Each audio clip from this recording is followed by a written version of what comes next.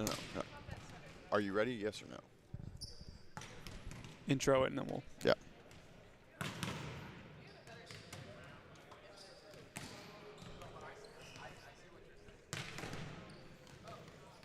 And we are live here courtside Long Beach City College. This is a new one for you. Nick England here, joined by Noah Chast. I don't think this is a combo the people are ready for, but we are here.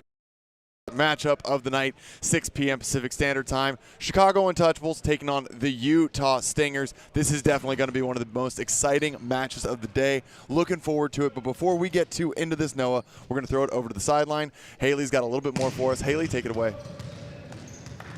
Thanks, Nick. I was talking to the Utah Stingers, and they said that they're super excited to get after it today, ready to just show a great performance for this last match. I was also talking to the coach of the Chicago Untouchables, and he was saying that he doesn't really know the guys very well. He only had 2 practices with them and the match yesterday, so he's still trying to figure out a proper lineup, and the guys are still trying to figure out the way he coaches and stuff, so still trying to just wring out some wrinkles there, but he's super excited to get after it today, so we'll see what happens. Back to you guys. Yeah, I mean, that's no real surprise. One of those curveballs that we see, Noah, so much with these teams is when you're adding those coaches, you know, they had an original coach, things didn't quite work out, and now it's like, oh, curveball, here you go. So they're kind of making it work. Yeah, it's definitely a bit of a curveball for them, but he's fortunate to have a lot of talent to work with. He just has to figure out the right formula to find a winning team. And I think some of the strengths he has on that team is that middle attack. And we have to talk about potential rookie of the year, newcomer of the year, Josh Blair in the middle. Yep. One of the highest flying middles we have and one of the highest percentage kill middles we have. Yes, absolutely. And alongside him, one of the things we saw was Grant Molesky was a middle that did a lot of work for them as well. Unfortunately, with Andrew Kohut, who has some injuries with his shoulder, they've been trying to do a little bit of load management around that a potential it's a torn labrum. And so what they're trying to figure out, we saw yesterday in their match, he played 2 of the sets, then they put Grant Molesky on the right. So they're kind of trying to figure out what personnel can play where, really only reinforcing the point that Haley brought up.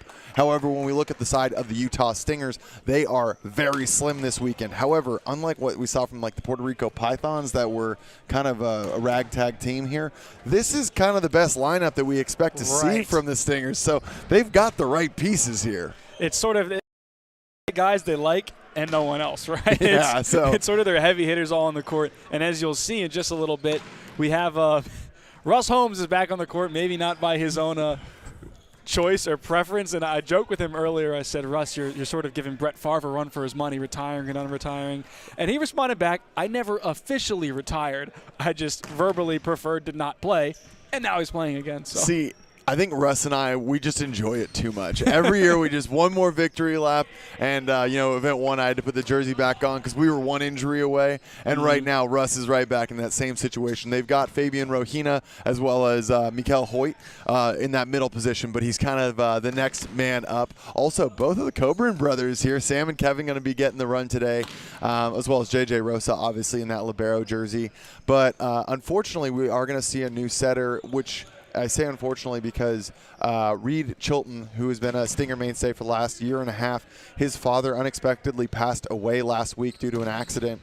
So he will be home with the family. So Reed, the sincerest, heartfelt condolences from ourselves, the entire league. You know, we miss your presence here today and wish you all the best and the family all the best. And we're excited to see the Stingers play in your stead and hopefully bring a win home, you know, for your dad. And it's a tough situation, but you know, we hope that the guys can still perform well here on the court. And that means we're going to see a new setter actually performing. So that's going to be Patrick out here for them, played at UCSB. So excited to see what he can get done. Kind of unfortunate circumstances, right. But, hopefully through a tough situation, an opportunity for another athlete arises. Absolutely. And Reed, obviously everyone here in the NBA community keeping you in our thoughts and prayers in an unfortunate situation. And for that Stingers team, he is such a wise presence. Yeah. Reed Chilton running that offense and just being so experienced as he is. So they're going to miss that along with just his personality and his skill on the court. Yeah, and that's, again, we talk so much about adversity, and that's what Stingers has always kind of faced. And what's been part of the mainstay of that team is that they are so experienced. George Mencia on the right side is 32 years old, went pro at 16. So he's, been playing pro as long as he hasn't. So it's just one of those, like, it's hard to fathom how much experience there is there, considering that there are some 19-year-olds on teams in the league. There are some guys that were barely 3 years old when he went pro. Right. So it's going to be exciting to see them. That'll unfold today. Yeah, and he's been playing for a while. Jorge Mencia, maybe not playing quite as long, although it seems like he has with the sort of tools and tricks he has in his bag, his way he manipulates the block and catches defenders out of their space. So a lot of wisdom on this team still. And then you mentioned a couple players on the younger side for this team, the Coburn brothers.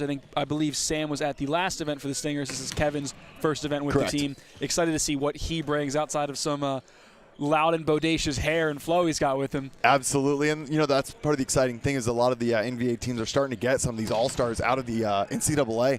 And now, quick congratulations to UCLA. Sorry, spoiler alert for anyone that didn't catch that. UCLA able to take down Hawaii in 4 sets, and that's going to make them the national champions. So congratulations to them. Well fought. A heck of a season all around, and there's a little bit of a dynasty looking like setting up there. Scary. So, Only one senior leaving that team? Yeah, I think Alex Knight's the only guy heading out, so plenty of things to look forward there. So awesome to see that.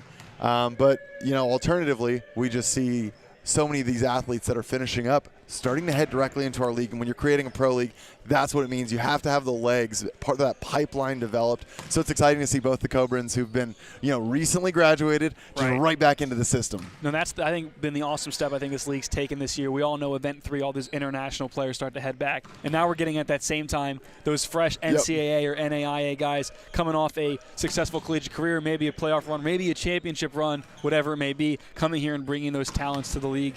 And we're going to see a little bit of that on display, really the young versus old, and that's my personal battle I'm excited to see play out. Joshua Blair, the new, versus Russ Holmes, the old, the experienced, the accomplished, versus the one trying to make a name for himself here in the NBA. And that's what's great about this league. We have these two people on different ends of their careers with huge talents to them coming up head-to-head, and you never really know who's going to have the better day. Not at all. And correct me if I'm wrong. So Josh Blair, he graduated this year. Is that correct?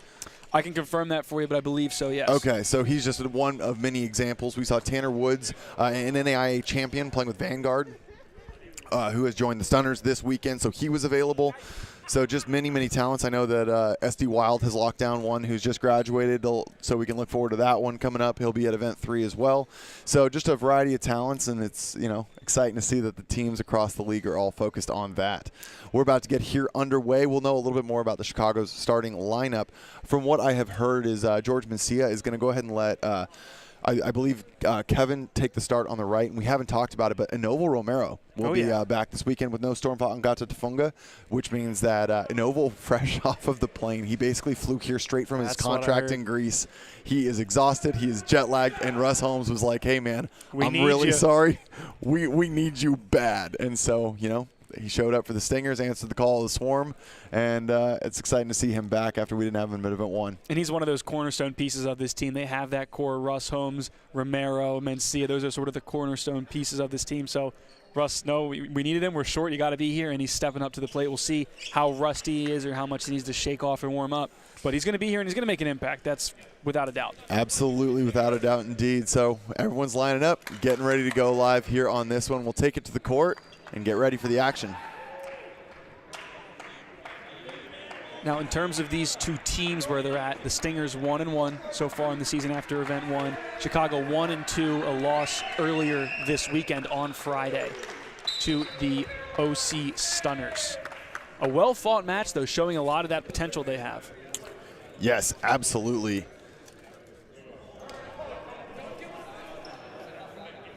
All right, we're seeing everyone start to get through here. The big question that I have here is what are they going to do with the middles on the side of the Chicago Untouchables? Zachar Pasha has been that third spot where he's definitely played some great ball. And as soon as they move Grant Molesky to the right side, Zachar Pasha becomes the next man up. So he's been playing well behind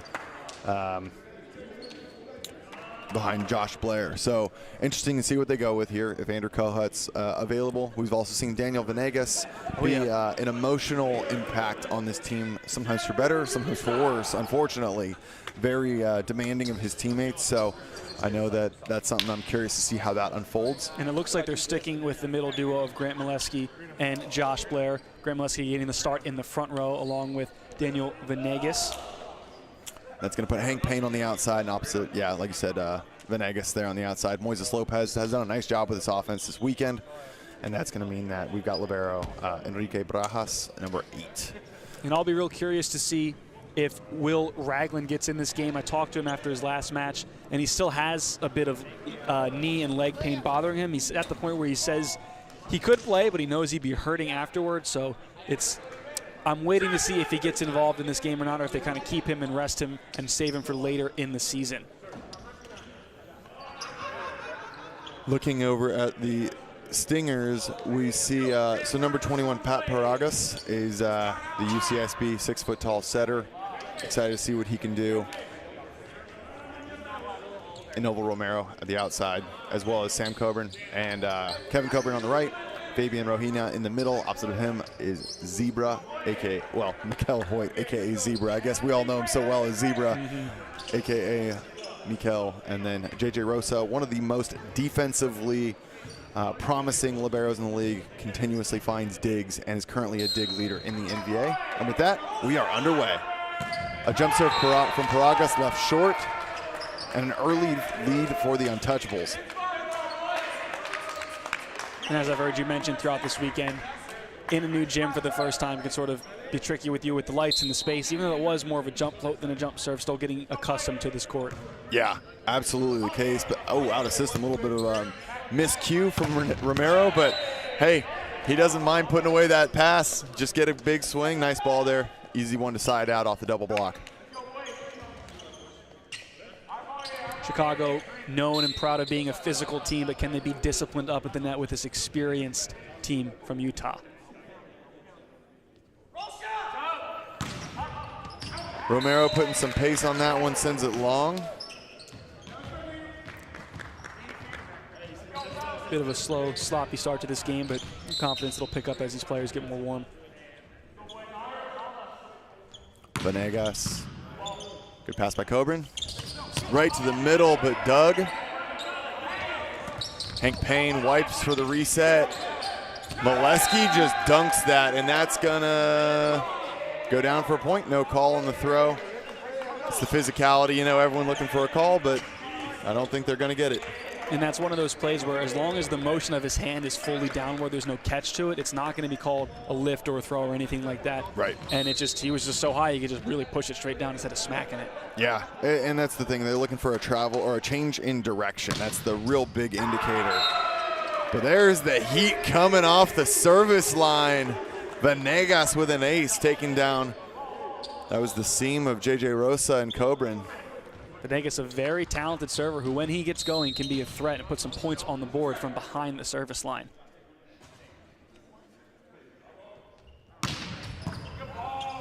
Aggressive serve. Backside's going to be a high wipe. Reset.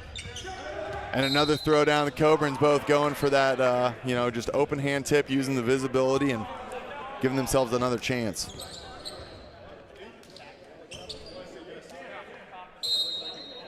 Apologies. Earlier I misspoke. I said Ismail Alamar coming back from Greece. He was in Israel.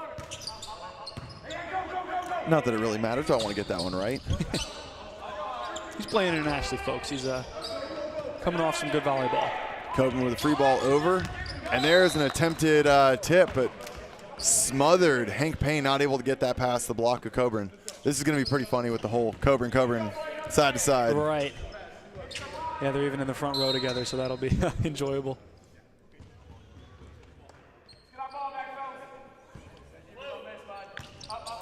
Zebra goes short. In-system pass goes back to Kohut. Zebra takes second ball. And a high swing reset. Coburn on one, puts that one in the tape. Sam Coburn unsuccessful, putting that one back over. And that's going to bring Chicago to the service line. Grant Molesky. Just a little too aggressive on that one, maybe out of sync. Could have probably taken a bigger step or just set that ball to a setter and reset to get a point. Quick set over the top, but a blocking move from Kohut shuts that one down. Shoulder being held together currently by some tape, but not putting too much pressure on it if you're getting some big blocks like that. Score the easy points. Playing through pain right now. That's for sure. Wow, there it is. A massive 2-2 swing. That was by far the most aggressive angle we have seen of the weekend.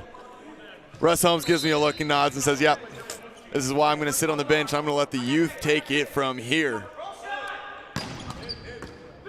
Nice pass by Payne in system. Josh Blair dug. Paragas to the outside, set over. Moises Lopez out. High ball to Kohut. Tips it past the three-man block. Great vision rewarded. We're getting some big boy swings and some high-level visibility here displayed early. Oh, yeah, I was going to say, everybody wake up, right, with that swing by Kevin Coburn. Now we're playing. Now everyone's swinging. They've gotten those jitters and those looseness out, and they're ready to rip. Nice pass by Rosa to the middle. Fabian Rohina, misconnection, leaves that one short in the tape. 8-4 here for Chicago Untouchables, and for a team that's currently standing 1-2, they really need this win. But on the other side, Stingers 1-1. They too need that win. So this is really going to be an important one that later on down the line in the season, both of these teams are going to wish they got this one if they fall into the losers bracket here. Kohut with the dig. It's going to be a high ball airing it out and a free ball coming from Kohut. Coburn battles high. Kept alive for the Untouchables. Tight ball. Wiped. Goes through the block. And a scramble to send it over. Lopez dumps it on two with no other options. Paragas to Coburn. Coburn throws it over the net and funnels that one down the chest of Moises Lopez, giving the Stingers a point and now a 3-point deficit. Just taking a deep breath after that one. Need some oxygen early here. Certainly a good recipe for a fun rally with a team as physical as Chicago and as intelligent as the Stingers. Big time swing, but that's picked up by Rosa. Dumped over. Tight on the net. Fabian Rohini blocked back. Reset by Blair. And Blair takes a swing, siding out. Wow, the net play right now is incredible. There is a lot of tension for both of these teams to not jump too early. The net play and the footwork by Blair. He took that one off the block, and then he wanted to get the overpass kill, but then took a couple steps back, set it to his setter, got it right back, just doing 54 steps in the same 3-foot zone. Definitely making sure he got his 10,000 steps today. Romero just gets behind that one, not able to drive it into the 5-6 corner seam there.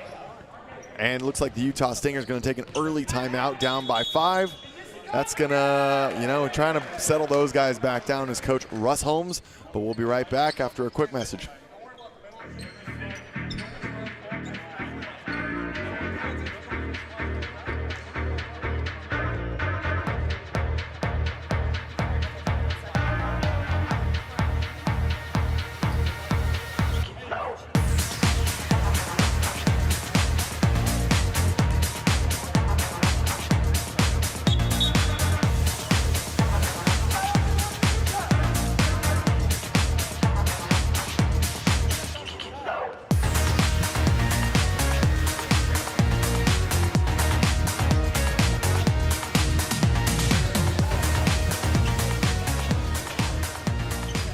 Well, Noah, I don't know that either of us expected this. A 10-5 lead here. Chicago Untouchables definitely out on top early. Rosa out of system. And that one's heading to the door. That ball wants out of the gym. 11-5. You know, I don't know if I expected it this great of a margin, but watching the Stingers team for now the second year, they are one of the slower starting teams in the league when it comes to their attack and their intensity in a match. They drop first sets very often. And there's Romero punching that one through. Blair not quite getting over the net with his block. Yeah, you're very right. I've used this analogy, I think, for 3 or 4 years now. They're like a python that they slowly just start to constrict. And if you don't win that first set against them, you better hope you got it figured out, because they are very good when the dog days, sets 3, 4, 5 all roll around. It's very hard to play them at that part of the match. So got to win early. Venegas with a tip over the top. Relatively out of deep system. set, but they let it slide. A good take. Romero swinging again. there's going to be a net from Chicago. I think Romero was so on top of that, he hit the blocker's hand with the ball into the net. He pushed that hand down on top of the net. Yeah. That was a little bit of power there. Not really an error by the Chicago Untouchables, but just we're forced into one. Yeah. Rohina to float. Blair throws it down. Nice dig by Coburn. Kept alive. Sam sends it over. Free ball. Another opportunity. Josh Blair. Man, Kevin Coburn really willing to put his helmet on. He got stuck a little bit in no man's land there. He got lucky that Blair didn't quite connect with that one, or else we might have had to make a sub one early and find a sub off the bench. Bit of a miss hit for Blair and lucky for Coburn. Blair leaves that one short. 4-point lead now for the Untouchables. You mentioned the Stingers is more like a Cobra, really taking you slowly. I think in these first sets they just do more observation and almost scouting of the team they're playing and are less worried about the final score of set one. I could easily see that being the case. Venegas with an unforced error, two-hand set, tries to find some court and sends that one long instead.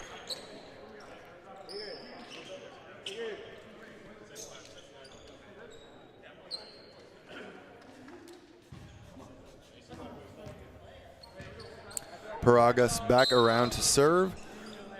Started off with a jump serve in the match, left that one short. See if he can get anything else started off here. Outside to Venegas. Venegas puts that one through the pin. Untouchables letting their lead sort of slip away from them in this first one, and a timeout now taken by Chicago with the Stingers coming back, just trailing by 2, 10-12. We'll be right back.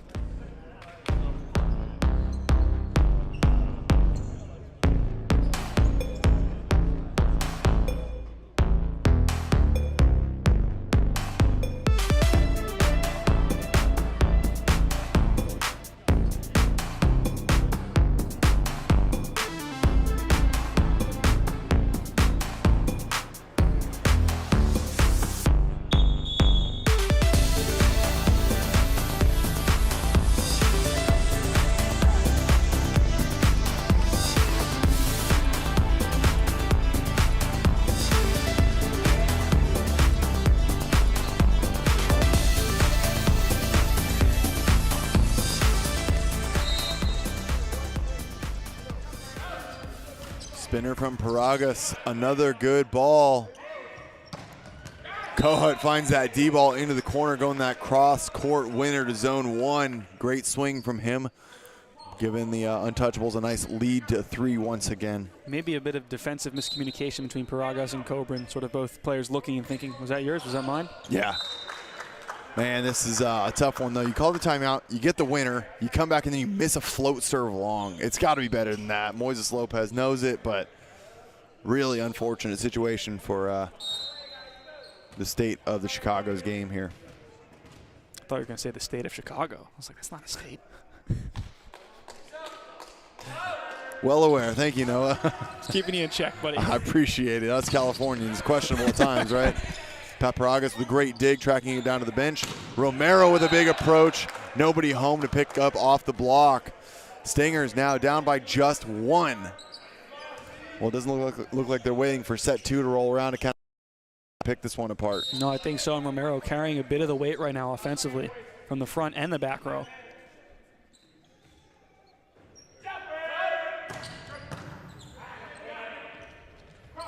All the way to the outside, lefty Kohut chops it down, but dug by Romero. Free ball coming from Coburn. Into the middle, dug.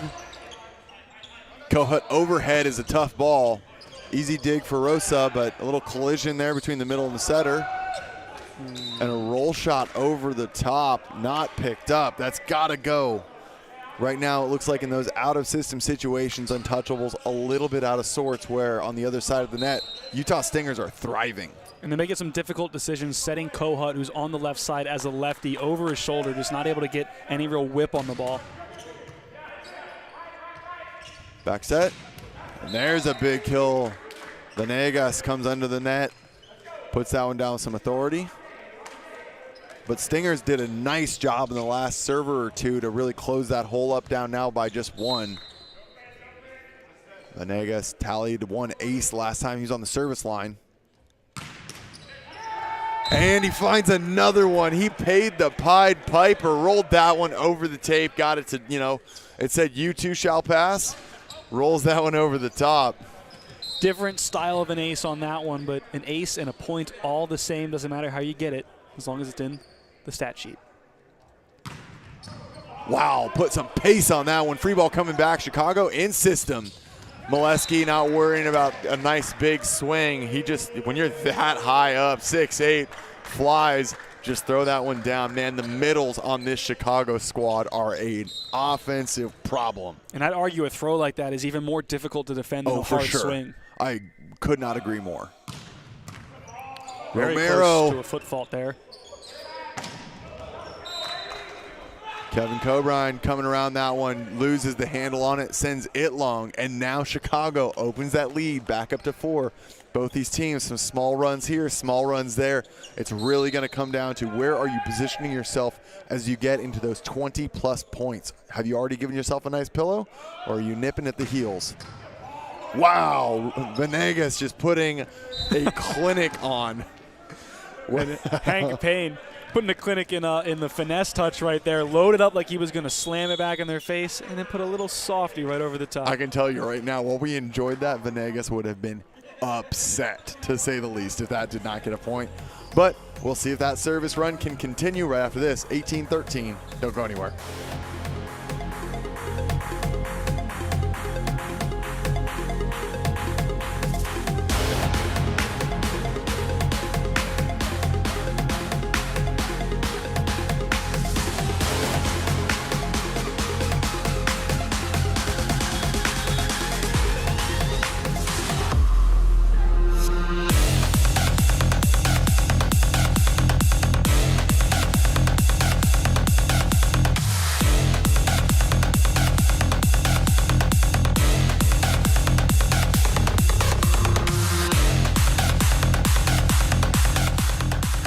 We're bringing it back to the action here. Daniel Venegas on his 4th serve this run. He's got an ace and 2 balls that very rare, like barely came over the net. Stinger's hoping he's going to miss it, but that is not the case. Another free ball. Wonderful recognition there by the side of Chicago where the blocking scheme was going to be, but better execution for the side of the Stingers. What I'm talking about there, Moises Lopez, number 1, the setter, saw that Coburn was completely off the net from that serve-receive ball, was in a scramble mode, and so he wanted to go back, quick backside to Kohut and see if he could attack no blocker there. Coburn barely got there, got a nice soft block touch, gave them a chance to extend the rally. Just enough to keep it alive. But sometimes that's all you need. Certainly is, and now the Coburn brothers continuing to really challenge the double blocks on both pins for the Untouchables, scoring some back-to-back winners. I think Kevin Coburn still sort of getting his bearings here in this gym on this team. He's kind of been truly hit or miss with his swings, but when they hit hard. Payne tries to take a swing, and maybe he's missing some swings, but his blocking has been very sound. That's his 2nd terminal there for number 8. You know, I think on behalf of ourselves and all the fans at home, if he wants to go back and hit that 2-2 cross court again, we won't say no. We'll enjoy the show. I mean, you know, as a coach, why don't you just do that every time? You know, I would implement that strategy. Molesky tries to go into the middle, but some help from Coburn means he and Fabian Rohina shut that one down. Another great strategy. Just block everything your opponent tries to send over the net. And it's no longer a game of hitters, just blocking. Mm-hmm. Just a game of jousts. The next HBO series, Game of Jousts.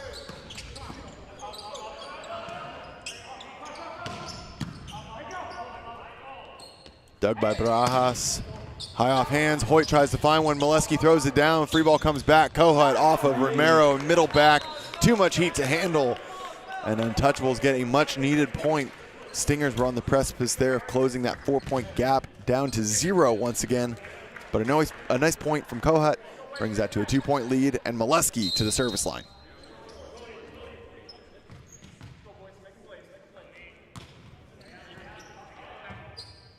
Rosa goes high ball to the outside. Coburn taking a personal shot about the refereeing crew.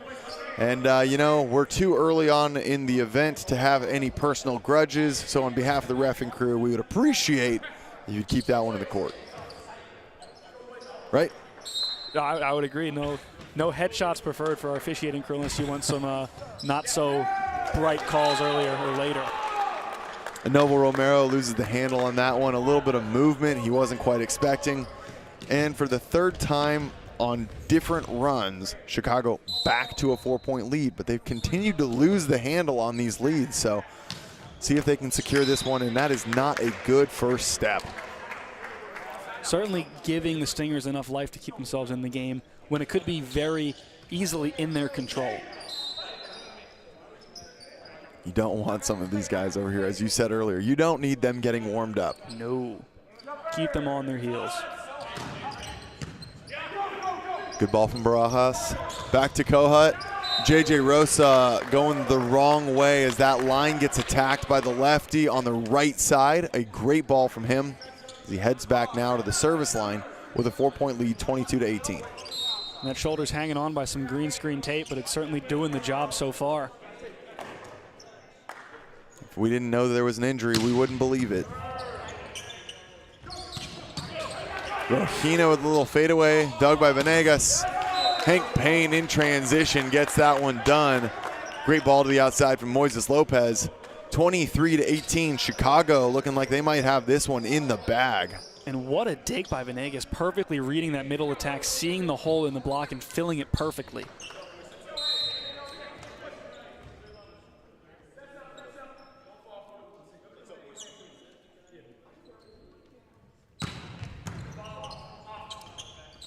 Rosa taking control of that one. Another dig from Venegas. I've been saying his name incorrectly. I'm very bad about that. He's got a little bit of a tricky one for me. Daniel Venegas. Apologies, buddy. That's a nice point for the Stingers. Sam Coburn now to serve. I had a friend in high school named Eric Venegas, so every time I look at him, I want to say Eric, even though I know it's the wrong name. Just a little bit of that muscle memory. 24-19, 5 set points to get a chance to just hit one winner. And so far, a ton of missed serves on both sides of the court. Yeah, I'll be curious to see what that looks like on the stat sheet. Hank Payne joking with his team if he should underhand this serve as someone that has struggled to put aggressive serves in this weekend. Well, Fabian Rojina with a little windmill trying to put in his version of what a dunk should look like from a volleyball player's perspective. That's the visual example of climbing the ladder in the air, just grabbing for more airtime.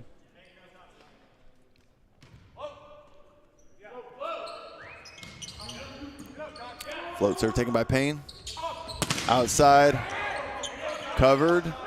Chicago gets another chance. Josh Blair ends that with an exclamation point. 25-20, Chicago Untouchables, leaving very little unsaid with set number 1 in the books.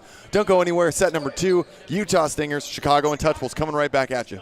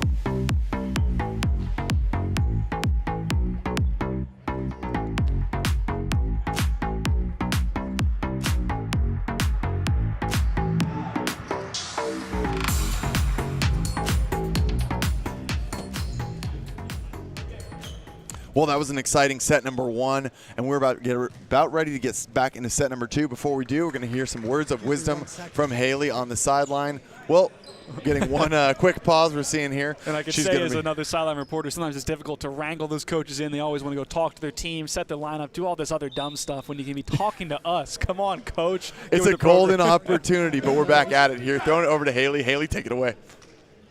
Thanks, guys. Head coach for the Untouchables just doing his job over here. Coach, you won that first set by 5 points. What do you think you guys executed well? We got a good serving run. One really good serving one is what opened up the game for us. Other than that, I didn't think we played that well. We're a lot of unforced errors and some broken plays, but I'll take a win. It just goes to show you that this game is really won, in the men's game, it's really won from the serving line. Right, a win is a win. A couple unforced errors. Anything else we need to clean up for this set? We got to make some smarter setting choices. They've got a really big block on the right side that I want to avoid, so we got to do that. Definitely. Well, best of luck. Thank you. Back to you guys. Well, that was something that we talked a little bit about, hearing, he is dead on there, that we saw 7 terminal blocks from a Utah Stingers team that only scored 20 points. So almost, 33% of the team's points was their block alone. Absolutely, and I think the key to that is really involving the middle. I think most of those blocks were coming from their pin hitters. Right. Well, there's an easy start for Chicago Untouchables, picking up right where they left off. They're going with an ace, but now we are seeing Kohut taking a seat, so a small adjustment.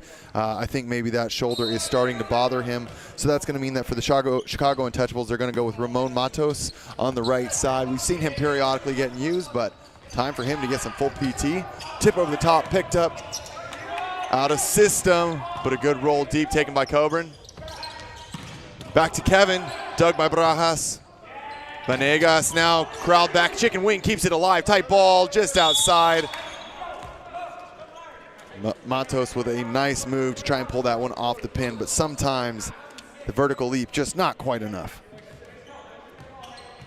Matos just a couple inches shorter than Kohut, so losing a little bit of height on that right side. Hank Payne with a great ball, quick set to Molesky. Zebra got a hold of that one, resetting 3 contacts, sent over. Backside, Kevin Coburn now with a kill from the right. We're definitely wanting to see if he can kind of even out that level of consistency. He's been very terminal, sometimes with a very flashy point, sometimes missing the court altogether. So hopefully here, for the sake of the Stingers, a little more consistency in set number 2. Yeah, in that first set, 8 attempts, 2 errors, and only 3 kills. Yeah, so it was a fairly feast or famine. Nice swing down the line there from Chicago.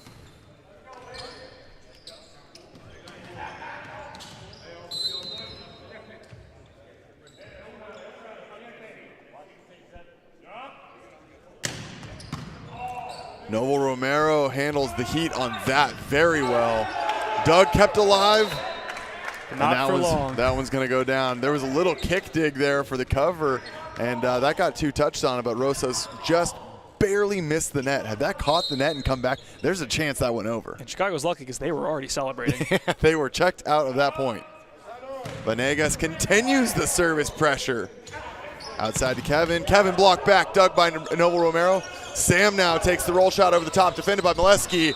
But Kevin Coburn says, hey, bro, where you might not be able to get the job done, watch me. This is how I get it done. Little older brother, younger brother competition going on there. And that's back-to-back Chicago blocks and Stinger foot digs. This one kept alive and then put down. Playing soccer here, Noah? Any part of your body's good, okay? Romero with a nice jump serve taken by Barajas. Outside to Hank Payne, funnels that one through Zebra. Hoyt will be playing the first several events up through event 4 with Utah Stingers, and then he will head back to Trinidad and Tobago, where he hails from, and will be playing with their national team. He's got a history of playing with them, and will be competing in the NORCECA events. So I wanted to make sure he was fresh, in form, and got some reps. However, he was not ready for that rep. It's a nice float serve from Molesky down the line, targeting that seam. Little miscommunication there. Romero hoping might get a little bit of help, but none to be seen. Attacking it again in the same spot. Back to back down the line with Zebra pulling out of the way and it dropping in the court. No, I think they say the definition of insanity is doing the same thing and expecting different results. Not if you're a server. Keep on doing it until it doesn't work.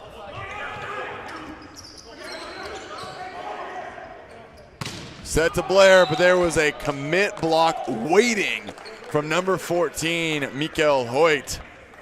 And I don't say this too often when they're setting Josh Blair, but that set was not high enough for him. You just kind of have to set it to the ceiling and just let him, cut it off. You put it up there, he's going to get higher than the blocker on the other side of him. Absolutely. And he's got a list of swings to showcase that. Ramon Matos. All right, flash your stuff, buddy. That's a nice high swing down the line. Catches the top part of the block. Nice point for the Untouchables, still with a 3-point lead. I like when players come in for another player who's subbed out for injury or what have you and make their impact known immediately that, hey, I'm not a second-tier player. We're just all picking our spots here. Yeah, well, you say it. There's a perfect dig. Opportunity for Hank Payne. Goes deep, high hands. Did not get that block touch at all. Looking for it, but glad to see they're not going to try to challenge that one because he missed that by a healthy amount. And a full windmill swing there by Rohana.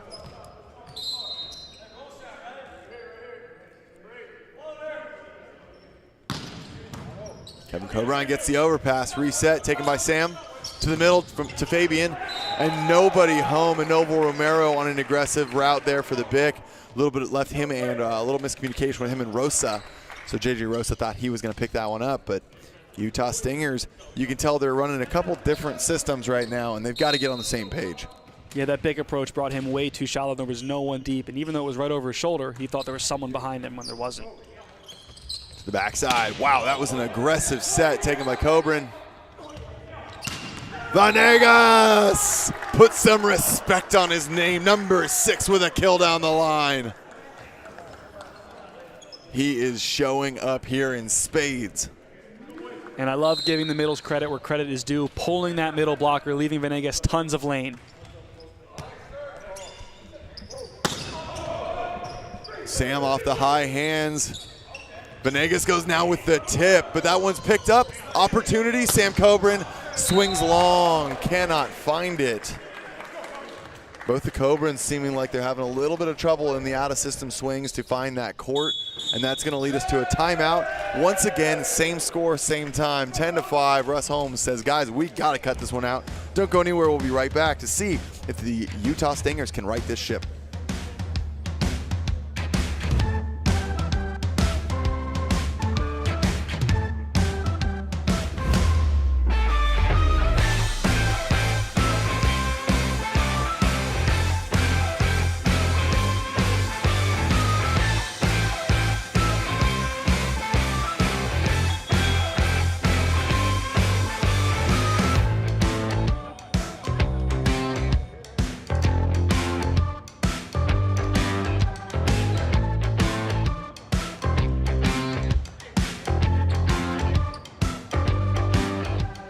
Well, getting back into the action here, Noah, I mean, we've been chatting a little bit about what's going oh so right for the Chicago Untouchables.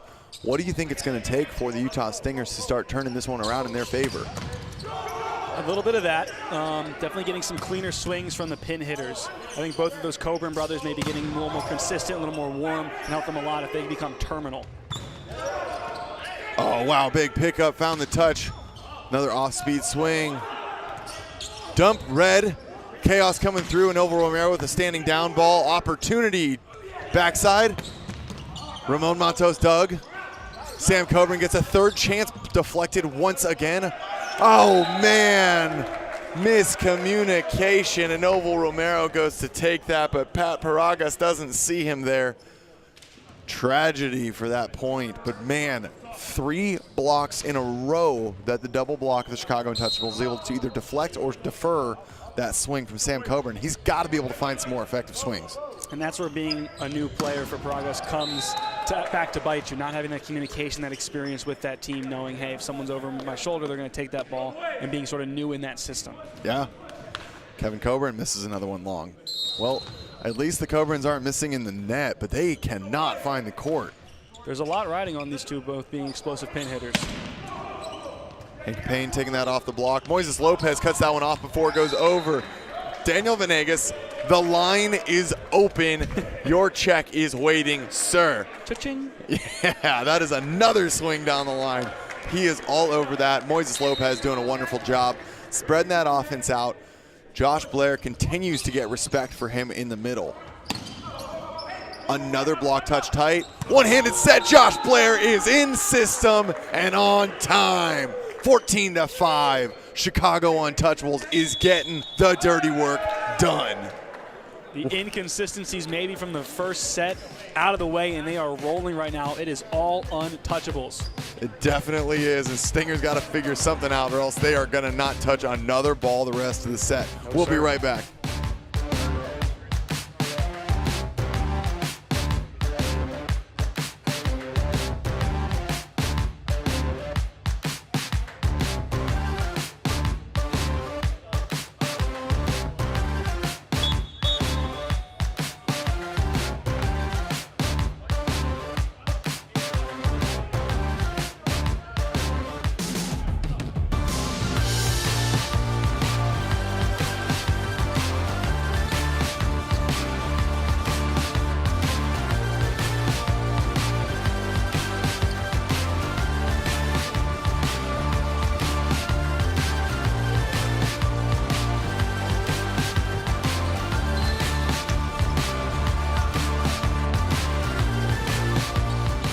Back into the action. Noble Romero with the hand pass. Coburn finds that one finally with a nice swing into the cross court. But Chicago very okay with that. If that's what it takes for him to finally get that point to go down, Chicago is able to force both timeouts on one service run. One at 10 serving 5, one at 14 serving 5. So at this point, Utah Stingers just got to be able to find a little bit of a momentum here, but I think this one's already pretty safe to say it's over. Chicago in a very comfortable spot in this set, up 15-6. The Stingers using both of their timeouts. Barring a major collapse in this set, all things are pointing to another Chicago win. Yeah, I mean, you can get outscored 2-1 at this point and still just coast into a win. A 9-point lead.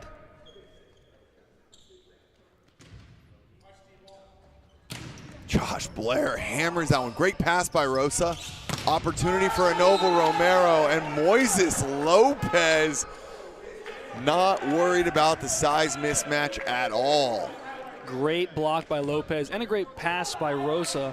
But that's what's great about having a large lead like this for Blair. You can let it rip from the service line. You've got that green light all day long. Absolutely hitting the nail on the head. We'll see if he does it here again here. Oh, he does indeed, but Rosa is nails. But so is the block. Molesky gets this one.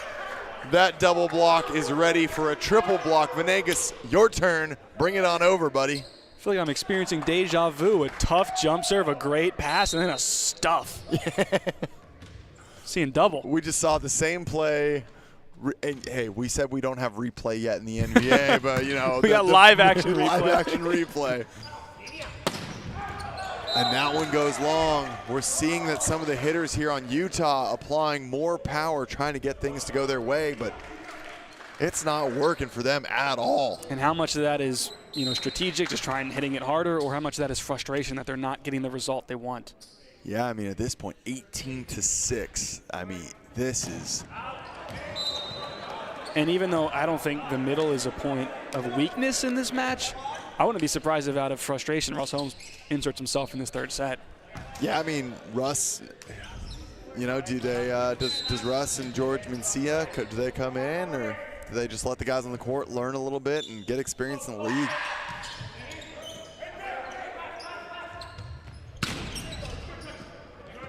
Nice pass from Sam. Look for the backside D-ball. Kevin swings long. Does not get that one either. And you mentioned, do they let them in, or do they let them sort of gain some experience? And as you said, these are two teams that will most likely be sort of in that middle of the pack just based on the talent of the other sides of the league. And you're either going to be on the upper side of that middle or the lower side. In a match like this, a win this early in the season can determine later if you're on the upper or lower end of that middle spectrum. Which matters that you might not be going to that last weekend if you're not playing it right. We just saw a substitution. Tucker Ziegenhorn making his NBA debut, if I'm not mistaken. Venegas with a big swing. Romero tries to keep it alive. Ball's coming tight, but not tight enough. That one loses its legs as 20-7. Now the score, Chicago Untouchables, in what is by far the most dominant set performance this season by any team, And I'll be honest, in recollection from my memory, this is an absolute game of control here for Chicago Untouchables. Absolutely, and when we were discussing how important those wins can be, I really disagree with the strategy of letting the guys on the court, gain some experience. Experience is great, but wins are greater. And if you have players you think can be a difference maker, you got to get them on the court. I just don't know that George Mencia cold for 2 sets and a Russ Holmes that's not really playing much anymore. I don't know that they improve the current situation, and I think Russ might feel the same way. I agree with what you're saying conceptually. Experience doesn't matter, but I also, on the tail end of that, I'm not sure that what they have here in reserve at this point is the solution. But if you're seeing the result you're seeing, I think you have to make a change. And they're short on their players, so that's really the only change they can make is themselves. Well, we'll see how that goes. A nice kill there for Kevin Cobrine on the outside.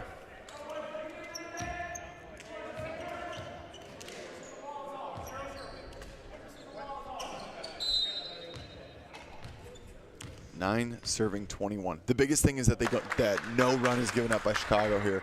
Don't let the Stingers get any sense of fight developing. Hank Payne puts that one tight. That almost looked like it was over. It barely got over the net there. Yeah, it was right along that plane. It was a clean play. It was, but by a millimeter or two. That's a very tough one. If you're Zebra, figuring out what to do on 2 because the other team has priority to play that ball. If you're Chicago, you got to get up and put some hands on it there. You can't just let it fall. I agree with that. Tucker Ziegenhorn on his first swing. The lefty, number 11, comes in. Puts that one off the chest of Enoval Romero. Might be one of the more fun names we have. Ziegenhorn. Yeah. Hopefully I'm getting that right. I think I got that one down.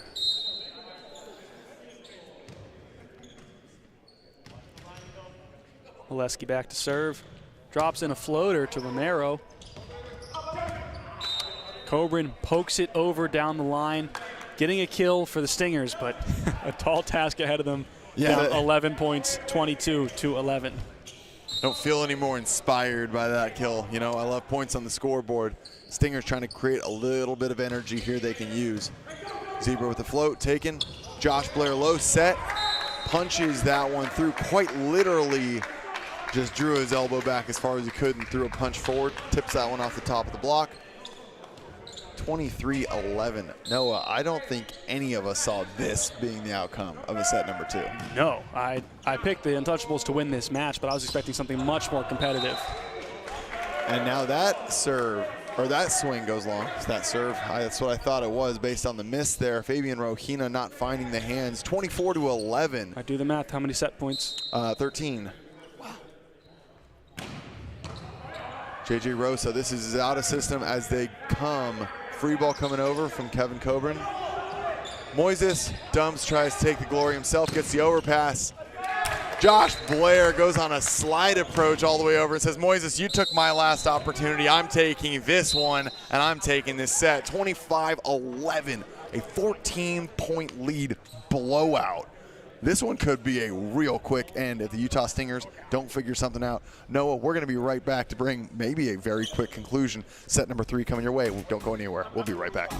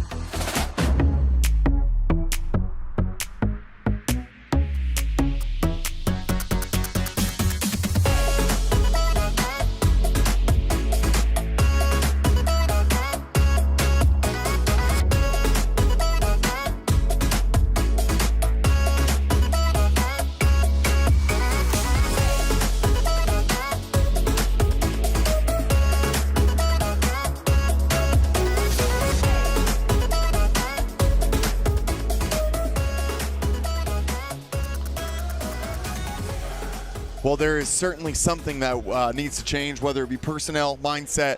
Take your pick. Utah Stingers, that was a tough one. But before we move any more, we've got to find out a little bit more from head coach Russ Holmes. Haley, take it away.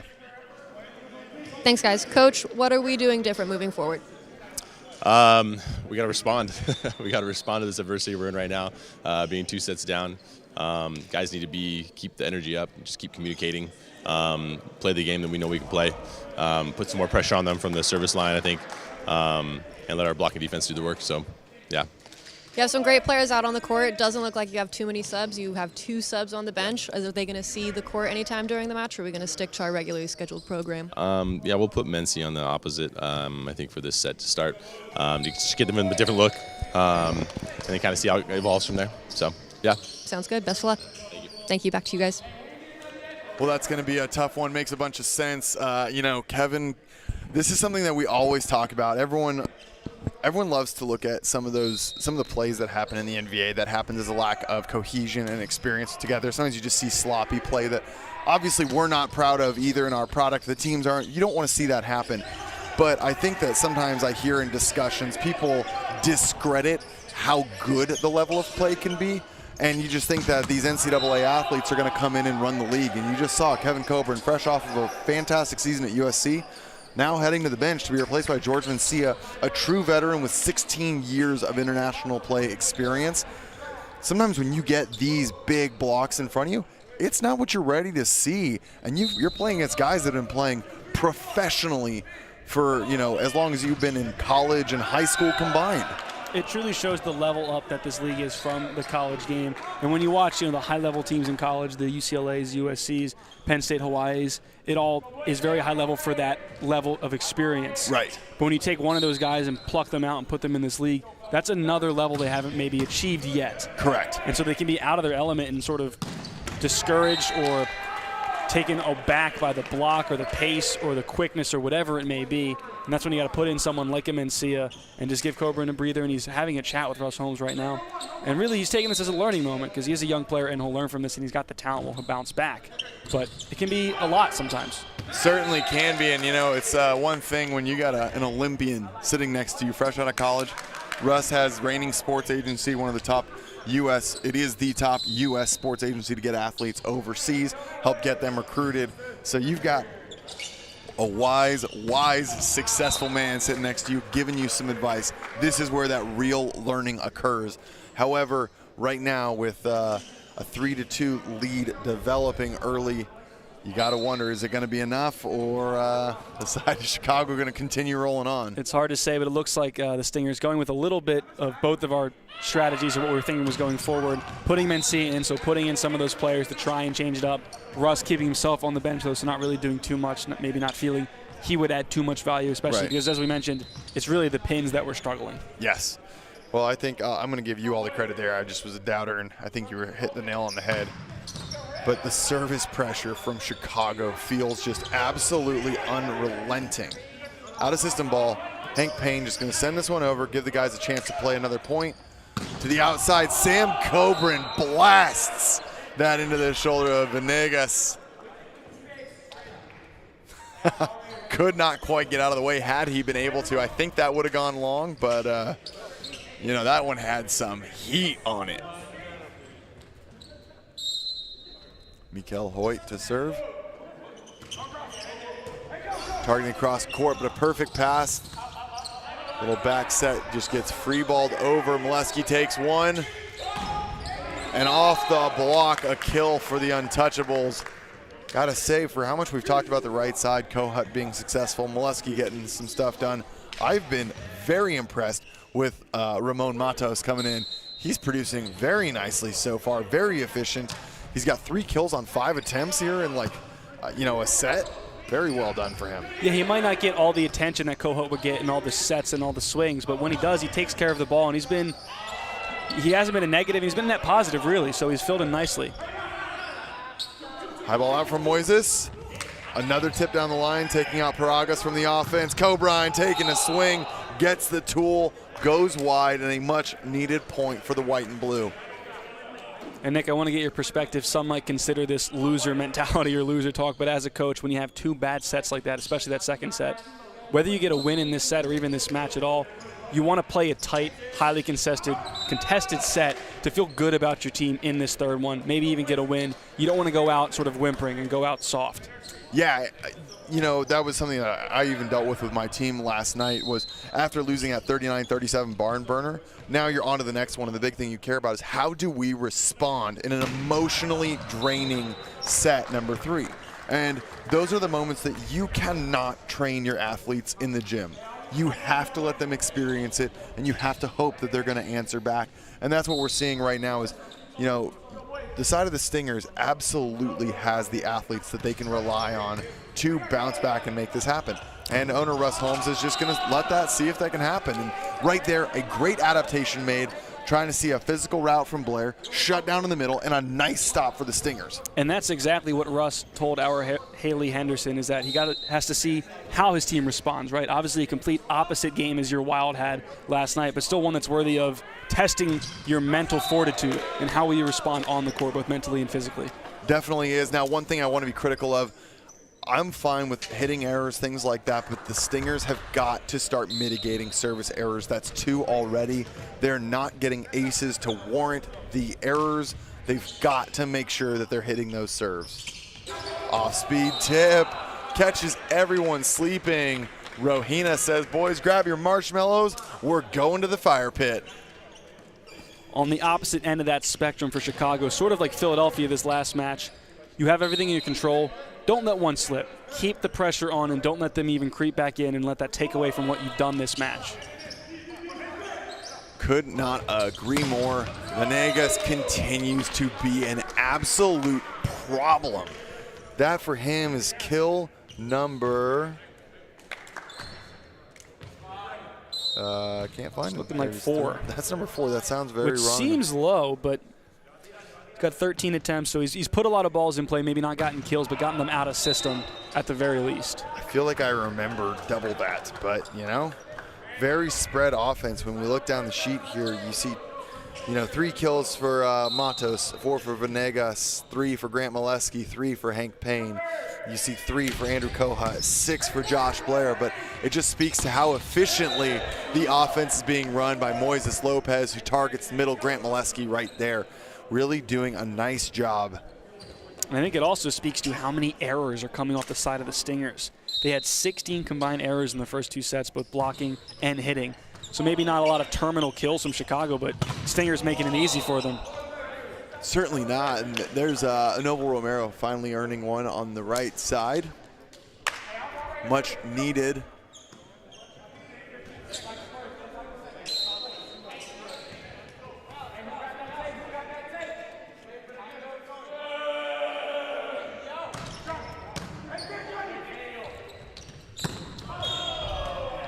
Swing goes long. However, there's a net from the side of the Stingers. Errors like that right now are just going to be the crux of their efforts.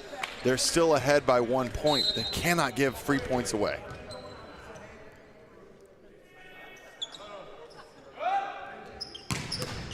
Venegas with the 3rd ace of the match.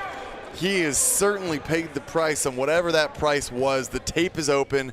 And he's finding some nice bounces on the top. Maybe it's just my angle, but he is getting dangerously close to foot faulting as well. So well done to keep his feet behind the line.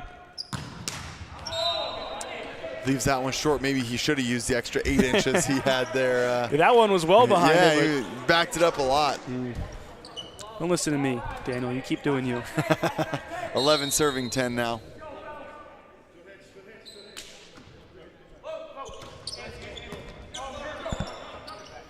And Payne to the outside, swings off the high hands. That one deflected in, catches the line. A nice block from the duo of Mencia and Rohina. George Mencia, one of the most disciplined blockers in the league.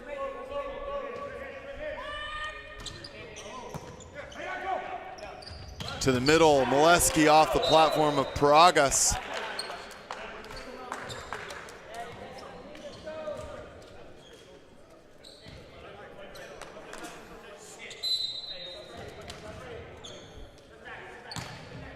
Molesky, aggressive float. Rojina cuts that one back over shoulder to one. Doesn't put a ton of heat on it. It looks like Moises Lopez maybe made the move too fast. Yeah. And expecting something with a little more pace on it and just kind of stabbed at it and missed. That's why we always talk about hit back to one, let the setters and the opposites play some defense, because as far as us outsides are concerned, they're a liability. Tight ball reset by Chicago. A bunch of screens got set. We saw, unfortunately, there the libero for the Untouchables setting a screen that Moises Lopez could not quite get past him. Looks like Chicago wanted to take a timeout but decided not to. Maybe didn't get it called in time. Gonna let it play out. Maybe it was the right call. Ramon Matos with a nice kill there. And based on just the way the first two sets have gone and the body language on the court, you never guess the Stingers are up by 2 points here. It seems like they're still playing from behind. Oh, yeah. Little sense of urgency might need to develop. Nice off-speed float. Coburn goes off-speed himself. Hank Payne, all sorts of court. Can't quite see the angle he used from here, but that one felt like it was wide open. He hit that straight in the middle of the court. Mm-hmm. I don't know if he split a seam there or just went OT, but not the system that the Stingers are looking for. Manos gets a tight pass. Pat Paragas with a high IQ move there. Goes up, throws a block that kind of fakes out Blair, it looked like a little bit. But that's going to bring us to our media timeout at 15-13 for the first time this match since the Stingers didn't have to call a timeout at 10-5. So we'll be right back. Don't go anywhere.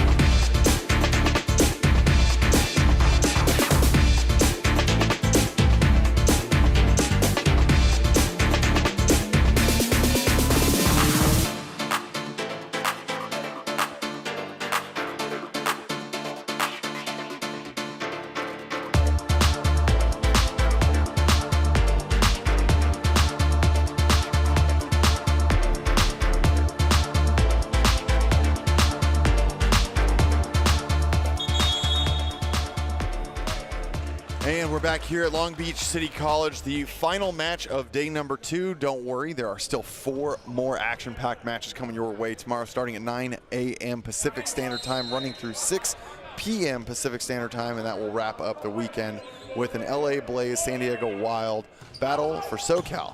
We're back into this one here as the Utah Stingers battle for their lives against the Chicago Untouchables, and Enoval Romero with a tip over the top gets recycled. Tight set to the middle and cannot go. Chicago Untouchables defend that rally to bring their deficit to just 1, 14-15 with Hank Payne, who has already given some serving run trouble to the Utah Stingers. And it seems like when the Stingers have a chance to make a statement, they implode on their own end and they take away any momentum they could be building. A little bit of a discussion here. Blocking sub coming in. Zachar Pasha to replace Moises Lopez. That means no setter on the court for the Chicago Untouchables. A little bit of a discussion we're going to figure out in real time. I think we saw Hank Payne getting the nod that he was going to set, but he's out of middle back, so really going to have to see. And you know what? None of it matters if you can't tap your float serve into the court. Strategic blocking sub absolutely nullified. Maybe he was thinking ahead to who he was going to set, now he was going to do it and forgot to get the serve in the court. Yeah, step 1, serve in court. Step 2, the rest of the plan. Spoken like a true coach. Yeah, we like to really keep things simple for our players here at SD Wild. Venegas hammers that one, sends it upper deck. If you're hanging out up top, just saying a little hello from down below. One of the bigger clean ricochets. We've seen something like go off a fist or an elbow that shoot over. That was right in his lap and shot all the way up into the upper deck. Now 15-16, Josh Blair targeting JJ Rosa. Enoval Romero again with that aggressive throwdown.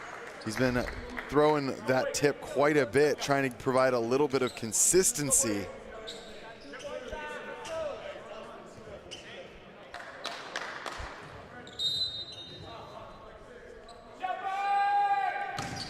Paragas with some heat, Venegas ready for it, and Stinger's not ready for his return fire.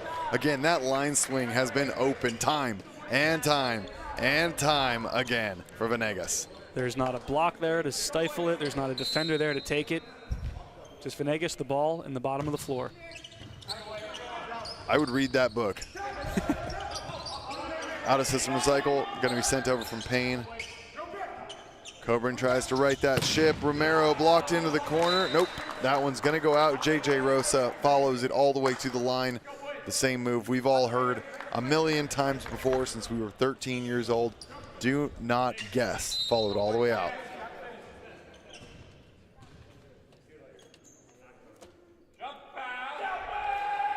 Big toss. Romero putting some heat on that. Gets the overpass. Miscommunication between Mincy and Zebra. Wow. And now that one comes back. And it's those kinds of points, Noah, that are just going to prevent the comeback if they are unable to start really collecting those. Yeah, and that's one that almost hurts you more mentally and spiritually when it's a out-of-system chaos play over there and they kind of throw a prayer, a backhand dump, and it rolls over and drops. That'll hurt you. To the front side, taken by Rosa.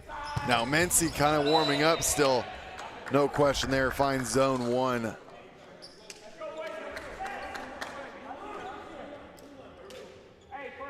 Now I question the urgency on both sides of the court right now because at this pace, it seems like they're trading blows and they're keeping the 2-point lead for the Stingers. The Untouchables maybe need to pick it up a little bit and try and end this thing in 3, not play any extra sets.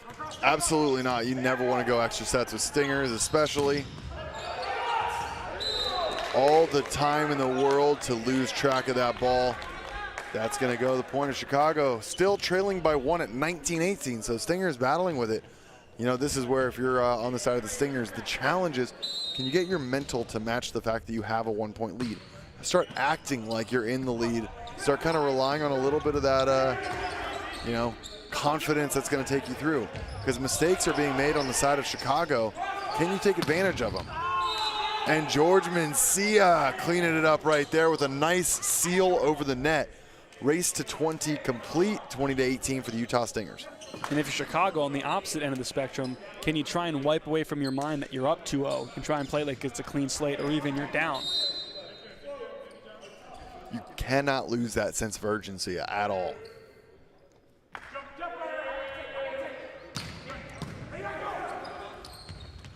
Set to the outside, blocked back. Pat Paragas, Fabian Rohina said, sir, entry denied, take it back.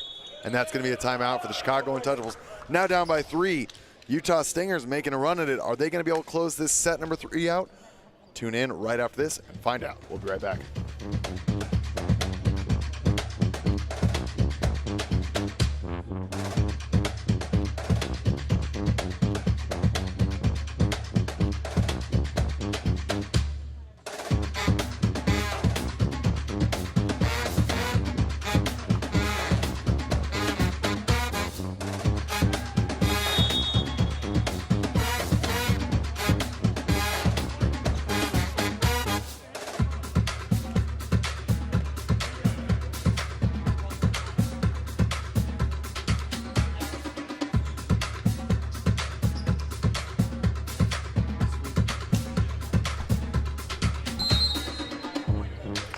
If you're just joining us here, I'm Nick England, joined by Noah Chast and Haley Henderson on the sideline. We were in set number 3 of the last match of the night, and that's a kill from Josh Blair.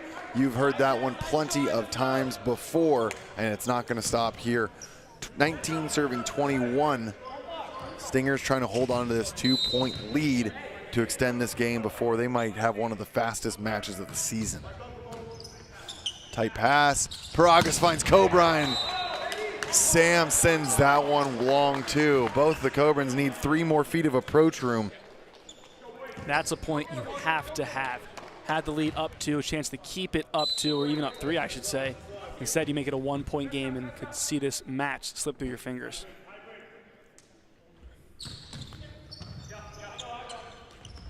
Set to the outside, tip and recycle. Love that move. See what happens on round number 2. Dig by Venegas. Watch the baby. Time. Baby's out of the way. All right. Play resumes. Rosa takes ball 1. Little bit of a miscommunication. Picked up. Now to the right side, another tip.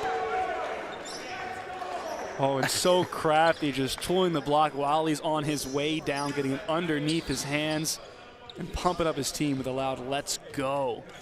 I couldn't see it at all, so I appreciate the pretty picture you just painted in my mind. Hank Payne doing all of his namesake, deal to Payne. Tips on the way down, every blocker's nightmare. Gonna feel that one tonight in your sleep.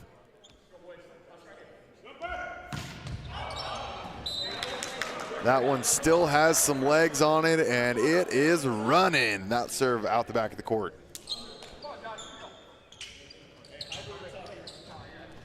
Chicago with a good pass. I'm going to assume we'll set Josh Blair in the middle. At least that should be the game plan right now. Could not agree with you more. I don't think you need a college degree to figure that one out, but looking forward to it. There it is. And give the people what they want. Noah Chass, play caller, sideline reporter, and Bend, Oregon extraordinaire. What can the man not do? There it is, 22 apiece. Chicago Untouchables. Are they going to be able to close this one out here in 3 straight sets? Taken by Rosa. Outside to Romero. Block touch slows it down. Moises Lopez.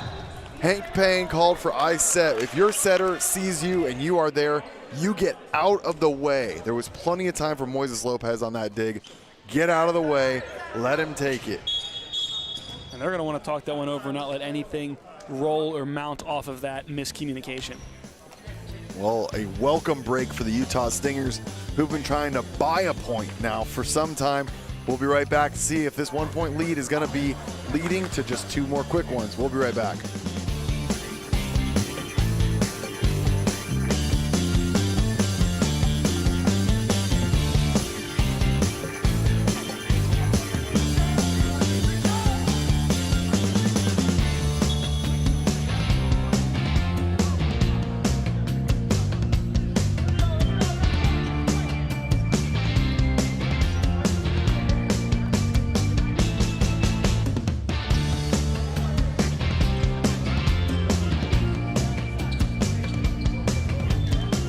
Well, all eyes on Fabian Rohina. Is he able to create a little bit of magic here and extend another point for the Stingers? They really need this one out of the timeout. Good pass by Payne. Off the tape, goes wide. I've got to be a little critical. That's the no-brainer, set the middle. Yeah, I think it's the same as the last play. Go with what's working so far, and not a lot of options to stop Josh Blair on a good set. So I don't agree with going to Venegas either. And they are challenging that there was a blocker touch on that swing, which I could see being possible. He definitely hit it into the top of the tape, and it rolled out of bounds. Did it catch an arm on the way there? And it looks... It doesn't look like it did. We'll zoom in here. Goes well into the tape. And does it hit a finger? No. Ooh, Oh, maybe it did. Does it hit that finger at the very end, the left hand of Zebra? I think that goes through the hand of Zebra there. Looking at another angle, see if we get a better detection. No, from that. That angle looks like it's just on the tape only. Yeah, that looks like it's down the tape only. Yeah, okay. I don't think that got it at all. But not our call to make. And we've been wrong before. Well, What do you mean? what? Maybe you've been wrong. Checking out some alternative angles now, just to be fully sure. And yeah, from that one too. Didn't. That first angle was a little sneaky, but that's why you do look at it from multiple angles, because sometimes what seems to be quite obvious, maybe not quite so much. But again, I don't dislike that challenge. You have 3 challenges to use. They are now down to 2. Had they gotten that right, they would keep it. But either way, if they get to set number 5, however many they have, it's now moved to 1. So use them where you got them, and that's essentially a timeout here for Chicago Untouchables. So all around, I think that's a great call. I agree completely. And you're 1 side out and 1 service point away from tying this thing up. Well done by Fabian Rohina to answer back out of the timeout, though. See if he can get another one. Drops it short. Tight pass, jammed over. Coburn inside, a free ball. Gotta set Blair. And set Blair they do. It's the most free point in the gym. Chicago Untouchables, if they can justify it, they can set it. Give that man every single free ball. There is nobody on the side of the Stingers ready to slow him down.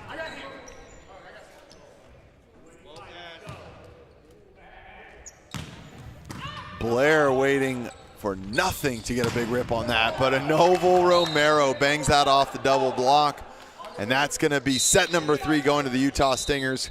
Coach Russ Holmes has to be happy with that return from the boys after a tough loss in set number 2. 25-23, we'll be right back here to see how set number 4 will unfold. Don't go anywhere.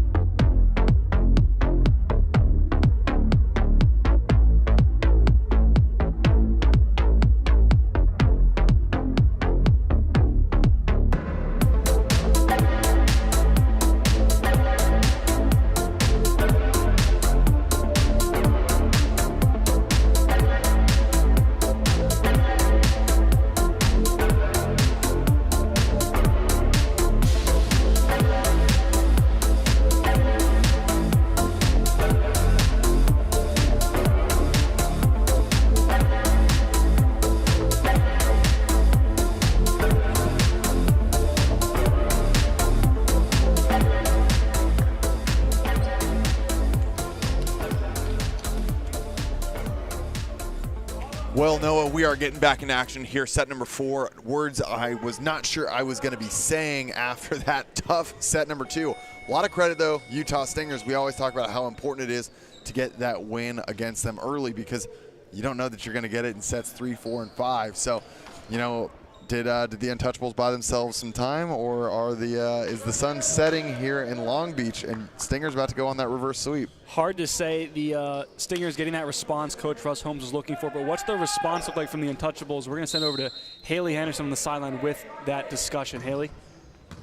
Thanks, guys. A few gentle reminders from Coach David for the Chicago Untouchables. He reminded them just to take care of the little things, make sure they're covering their hitters, make sure they're taking the opportunity when they can. He thinks they let it slide a little bit in that third set, so he wants them to take care of business when they can. I mean, wise words, and when you're playing with players of this caliber, they don't really need to be over-coached. It's sometimes those friendly reminders that just help keep them dialed in, keep them fresh. But, you know, we just saw that first big swing from Chicago, and now out of system, getting another chance. Can they find Molesky in transition? And there's that throwdown point that we've become so accustomed to seeing maybe it's not as flashy as Blair, but I got to be honest, if you're throwing that down at the 10-foot line every time, no one is picking that ball up. Oh, absolutely not. And like you said, you don't need to overcoach at this level, but maybe more sort of almost emotional support or reassurance that, hey, you're fine. Let's just all calm down, take a breath. Sort of having someone else verbally say that out loud to you to snap you back into reality. Yeah, the gentle reminders, a little bit of prodding, and kind of the friendly reminder of, like, I don't need whoever's struggling mentally to bring everyone else down. Like, lock it in, be an adult, be a professional, here we go. And there's another block for Chicago, who's out to an early 3-0 lead. Backside tip, and that one trickles through Molesky's hands.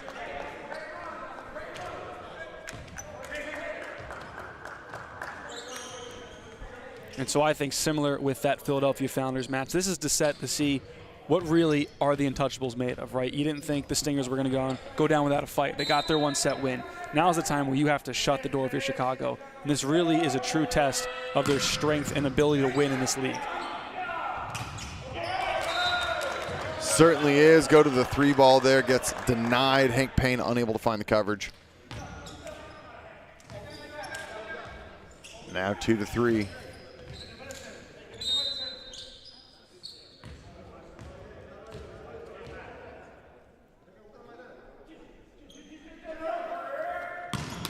Romero leaves that one short. He's been having a little bit of serving inconsistencies, but like we said, if I'd be lying if I didn't think that jet lag was having a bit of an issue and an impact here. He is fresh off the plane from Israel, right into this event, but did not want Stinger showing up empty-handed. Hoyt dug, very out of system. Moises Lopez trying to find something, but Hank Payne has to free ball that one over. Rosa takes the 1.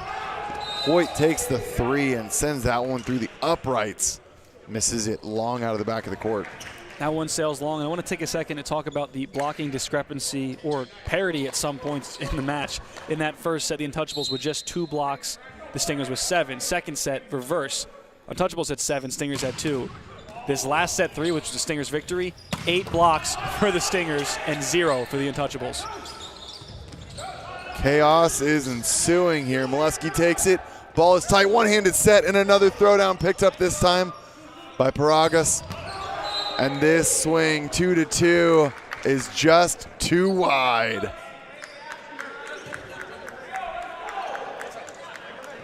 So Mencia looking for a challenge, I believe. I'm not sure, actually, on a touch or a net touch somewhere. Let's wait till we get more official word.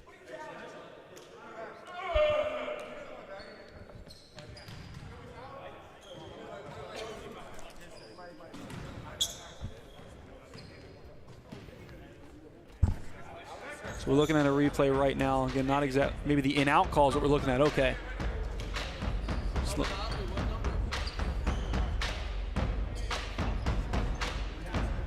All right, we're looking at that 2-2 swing at the end of it there. Oh, potentially a net. And we're trying to confirm what exactly they're challenging.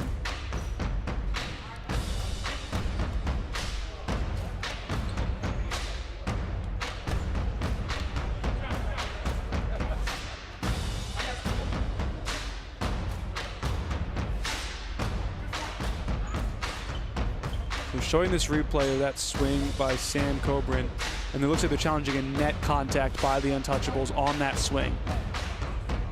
There it is. Okay, getting some clarification there. Now we're going through the motion here. Looks like Molesky's elbow, or it's a shirt, catches it on that blocking move.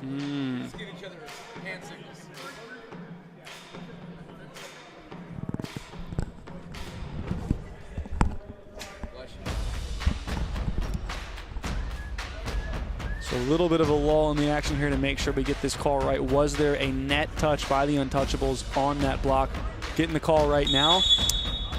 And there was. They did find in the replay. Looks like Molesky, his shirt maybe was in the net, giving the point to the Utah Stingers. Chicago, unfortunately for them, cannot challenge the challenge. So that call is going to stand.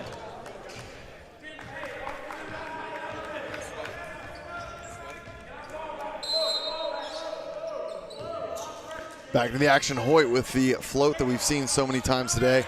Backside, nice swing. Is there a chance to catch that one? Not quite. Romero cannot funnel that one back in. And another massive swing there from the side of Ramon Matos. Matos is doing what he needs to get done, doing his job well, maybe not doing anything additional, but doing exactly what's required of that right side position, getting the big kills when they need it. Really seeing some depth that we are not familiar with from the side of the Chicago Untouchables. Great to see that for this program. And once again, that aggressive swing that is going out of bounds. Not able to find that angle. Some uncharacteristic misses here from Jorge Mencia.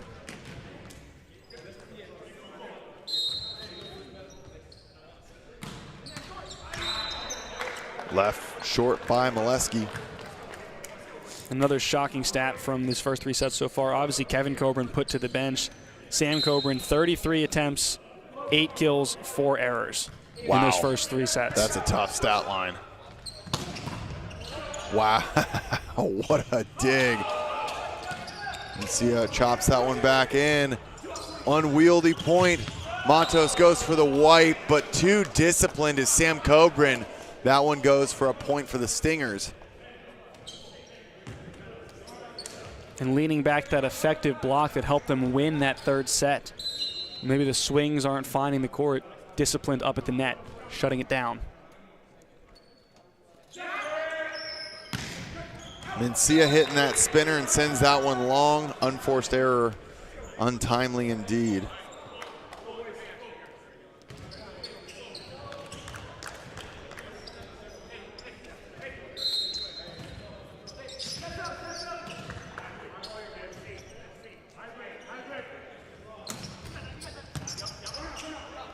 Romero with a bit of a shallow pass.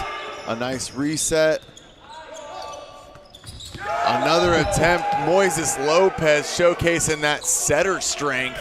Wins the joust on the outside. No one home, and that's a point extending to a 9-5 lead. Noah, memory will serve that the next point after this would be 10-5, and Utah Stingers have a pattern where they call the timeout and then proceed to lose the set after that. So usually not a great historical indicator for them. See if they can break the pattern. Oh boy. And it doesn't look like they will. And is the timeout coming right now by Coach Russ Holmes? There it is. There it is. Timeout. 3 for 3 calling the shots. That's why they pay us the big bucks. Don't go anywhere. 10-5. You know what's coming after this. And if you're a Chicago fan, you want to stick around. We'll be right back.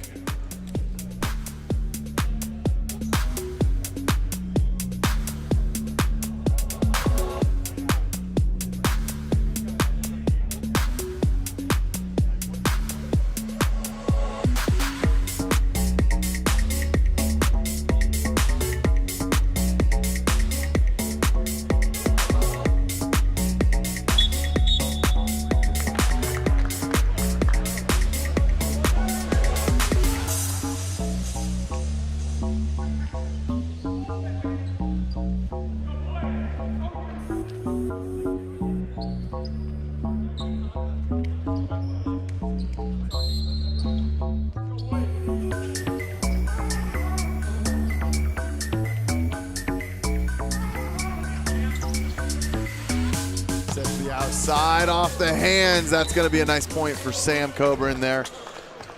Much needed and an effective timeout, just helping reset the team.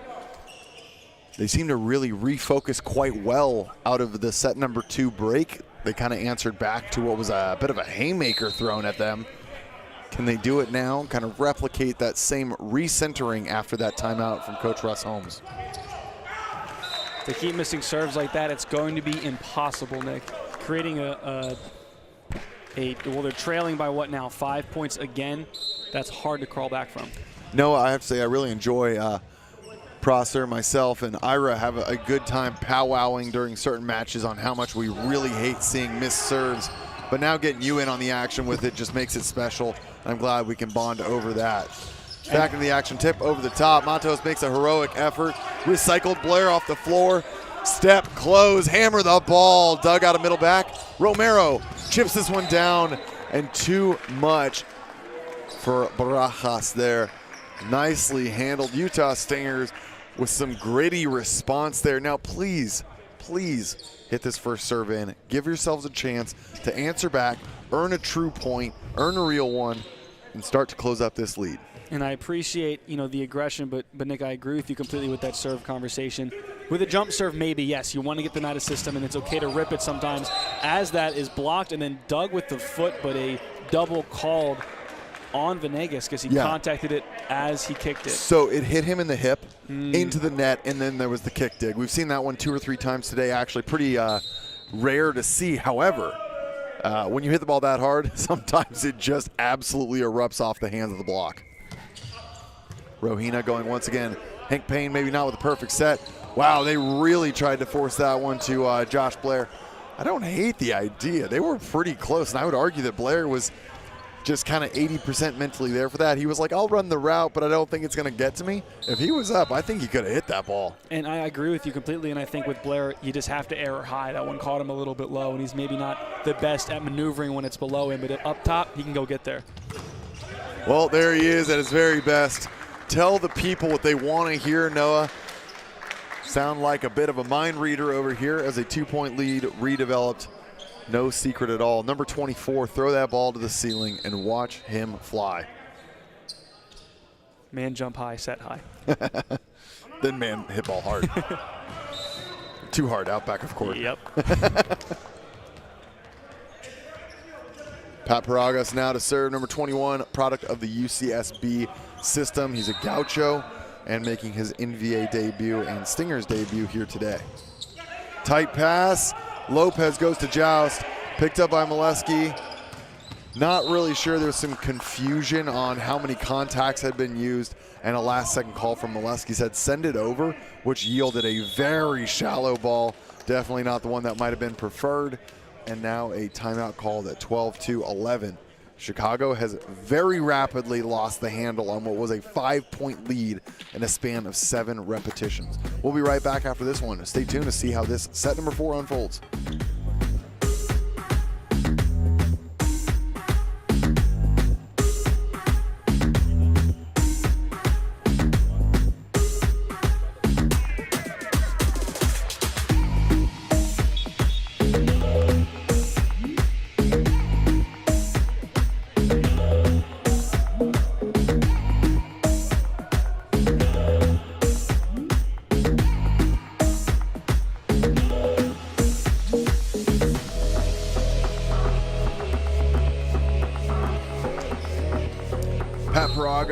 Back at the steering wheel of the ship to see if he can help get this one back on track, put some pace, and a redirect off of the hands of the block of Chicago Untouchables. A Noble Romero scoring an essential point, bringing us to 12 apiece. Noah, we were just at 10-5, and that's a 5-2 run for the side of the Utah Stingers. You can give a lot of credit to this service pressure, a lot of overpass balls, tight balls coming from the Chicago Untouchables.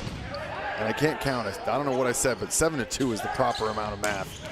I don't know what was going on in my head. A little bit of pudding between the ears. Everyone at home can either laugh at me or enjoy this along with me. Either way, Utah Stingers now taking the lead. Can Chicago get an in-system pass off this tough jump serve? No, they cannot. That is an ace. One of my favorite phrases in volleyball, sometimes the most apt strategy, just grip it and rip it, baby. Pat Paragas from the back line, a nice ace, 14-12. Now on a very 9-2. Outside the Venegas, clamped down. Utah Stingers have woken up. You've smacked the beehive and enraged the swarm. Here we go, the 3-point lead. George Mencia and the boys fight back, 15-12. And on the discussion of serving, this is the time where I appreciate aggressiveness. You have a jump serve, you're on a run, you got them on your heels, keep it going. It's those float serves or even standing floats that are missing long that are almost unacceptable. But right now, Paragas back to serve. Let it rip, like you said. 16-12, timeout coming in. Chicago Untouchables looks like a deer in headlights right now. Can they figure out what's going on, or is Utah Stingers about to have the first reverse sweep of the 2023 season? We'll find out. Don't go anywhere.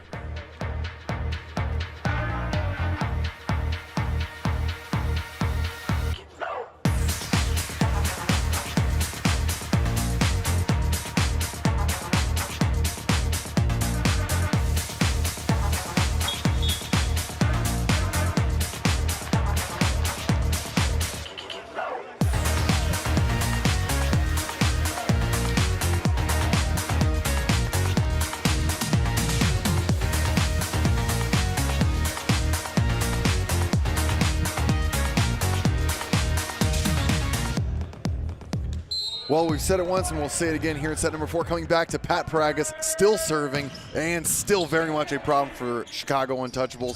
Back set D-ball. Pat finds a touch, and that will end his service run. From 10-5 to 12, or now 13 serving 16. 3 points to 11. An absolute problem for Chicago. Back set, tip over the side. Barajas, nope, does not get under it. No pancake breakfast here at 6 o'clock at night.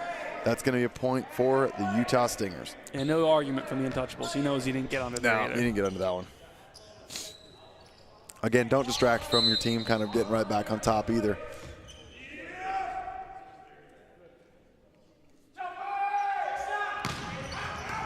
Oof, rough miss.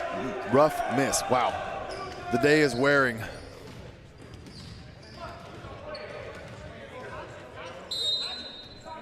Venegas, a dangerous server of his own, could get these points back with a few runs. Arguably the one who started this entire match, making it a problem. Utah definitely wants to side out right now if possible. Backside, jetted long, no touch. It looks like they're going to challenge that there was a net contact by the Stingers, because clearly no touch on that one. Yep. I personally did not see it, but I might have been more focused on the sailing ball. So we'll have to really check the replay to see if anyone contacted. But everyone on the Stingers seems like they don't really know what they're challenging. You know, they don't really believe in the challenge they're making. There is definitely some net movement there.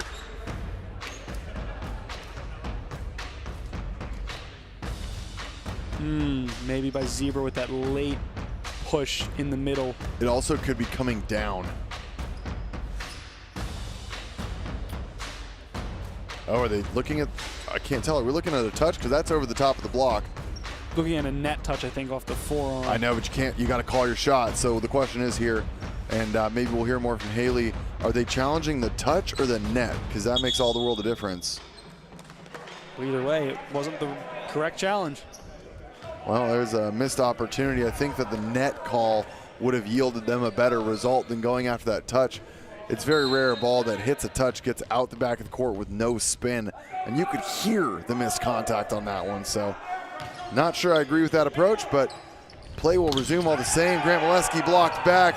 A commit block by the undersized Fabian Rohina, causing absolute problems for number 9. Chicago getting in dangerous territory. Letting this team back in, letting them take that third set, and now with a 5-point advantage, looking to push it to 5 sets.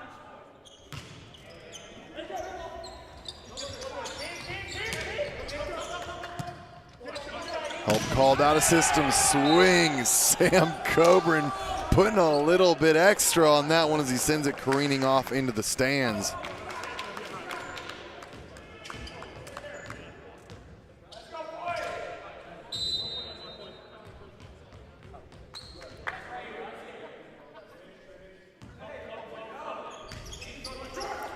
Serve short, Zebra, not the error to be making. He's been a consistent server for him, and they needed it there.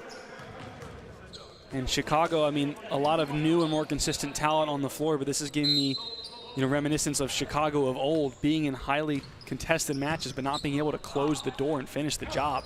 Can they do it here? Oh, and that's a back. way to do it. Josh, Blair, and Matos getting the block, trying to get some momentum swung back their way. Josh Blair definitely feels like the heart and soul of this team up front. You feel so much more confident for Chicago when he's on the court. Nice swing. Sam Coburn definitely not struggling to find the court at all right now, and you've wondered where this is all match long. I don't think we'd be in set number 4 with Utah down if he was swinging like that earlier. Sometimes it takes a couple sets, which you can't really have in this league, but they got him now. Okay, purses have been put on the ground. That one's got a first-class ticket to Pound Town on the backside from Matos. Wow. Oh, there's a big swing. The fact that he's been sitting on the bench for the whole weekend really just speaks to Chicago and what they've done with this squad, getting some more depth developed. Overpass, and there's the joust from Moises Lopez to take it back. Moises there on a blocking switch in left front instead of Hank Payne, who would have had a little bit more size for that one. So tough matchup there. 22-17. Utah Stingers feeling pretty good about this one.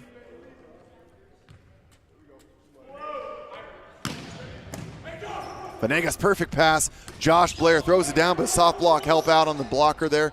Does a nice job, and no chance there's a block touch on that. Well, that's what they call maybe the Wow. celebration convinced our up ref, and if I were the Stingers, I would challenge that one immediately. But I guess they would know. They would know. And there comes the challenge. Yeah, that looked like it missed it by a country mile to me. But, you know, sometimes those touches really happen quick.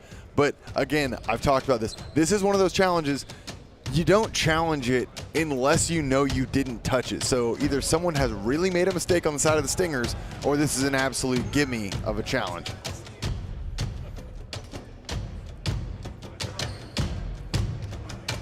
Yeah, no reason if you're the Stingers player who may or may not have touched it to keep it to yourself. If you were confident, hey, that didn't hit my hand. Let them know. Yeah, let them know. Get the free point here, move on. Otherwise, you do not want to kill your momentum. No. That would definitely be detrimental here to slow down what's working for you. You just want to get to the end of this set with as much momentum and as much energy as possible and keep the train rolling. A pensive coach, Russ Holmes, looking up top for a bit of inspiration to see what might happen. It's a great still shot. Yeah, looking dapper as well, looking stoic.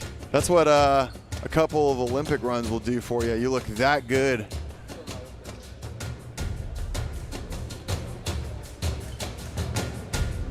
So we don't have the replay footage yet on our feed, but I know they're looking at it now.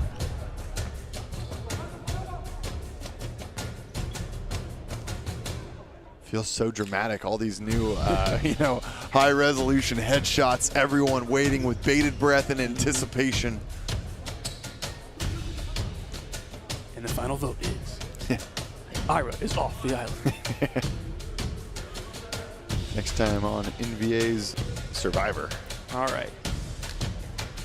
Oh, yeah. All 4 pixels might, I'm just making noises over here. Speaking with zero certainty, the ball trajectory does not change based on what I'm seeing there. That one looked like it missed to me. We'll see what they call up top. Head ref Mike Mon makes that call.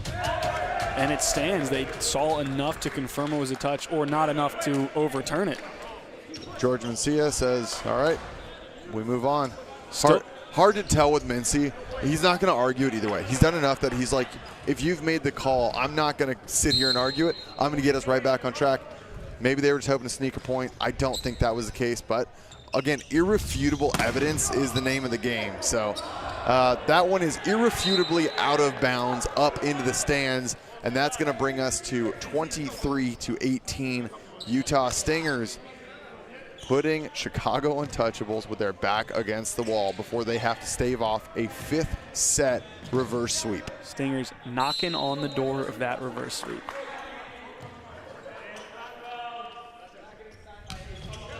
Serve goes short. Hank Payne takes that one. Back set and a critical kill. Feeds that one through the block. Looks like either through the hands of Romero or just a high seam between him and Hoyt. But either way, no defender ready to pick that one up. And a nice kill from Ramon Matos. With Blair in the back row, do they have enough to stave off the next 4 points? Not going to do it like that with the serve into the bottom of the tape. Set point now for the Stingers in set number 4, trying to push this thing to 5. As set 3 ended, I looked at you and I said, here comes the reverse sweep. You did call it. And we'll see if that's going to come to fruition. Nice tip over the top, picked up by Paragas, well read. Hoyt feeds Romero. Romero throws it down, dug by Payne. No middle in transition. Venegas swings, covered by Payne into the stands, and that is not coming back. Chicago Untouchables have put themselves between a rock and a hard place. 25-19 goes Utah Stingers. Into the 5th set we go for the first time in event number 2, apologies. We'll be right back. Don't go anywhere for the awesome conclusion here Saturday night's match. We'll be right back.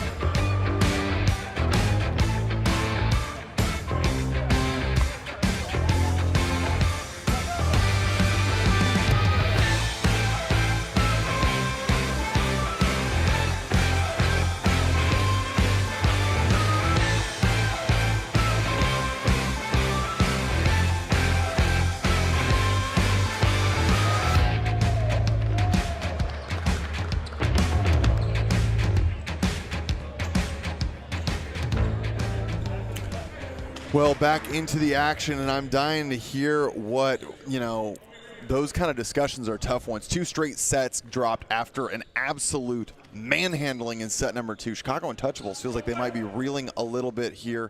So I think during that we got a little bit more insight from Haley to see what the thoughts of Chicago are. Haley, what were you hearing?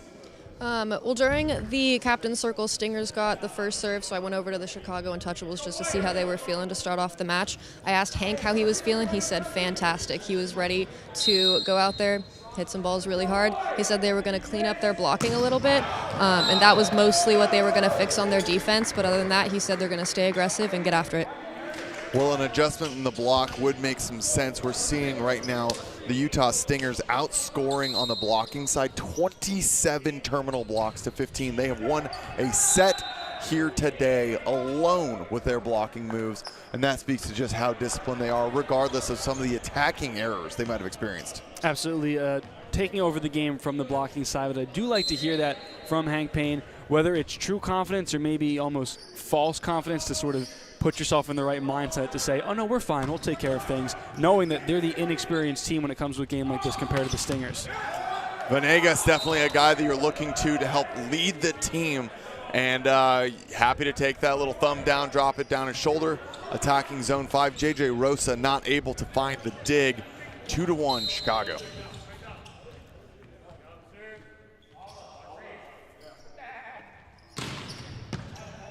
Rosa with a good pass, opportunity for Zebra, no hands. That's going to go to the Chicago Untouchables. Did not quite clear the net. A lot of hands there in front of him too with Molesky. You got a lot of target up there. You got to get that one above to be able to give yourself a recycle, swing some high hands, do something more, but 3-1. And Venegas targeting Rosa once again.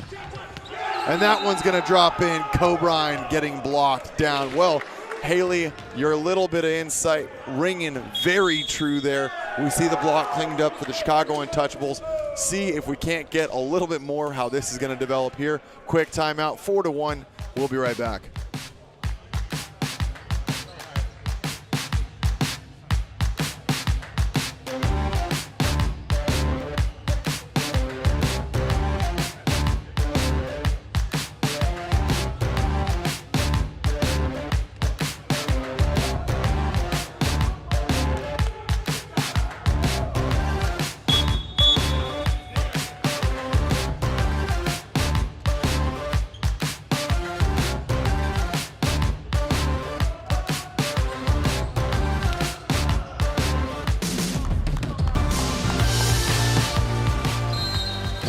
is time for the Stingers to answer the call.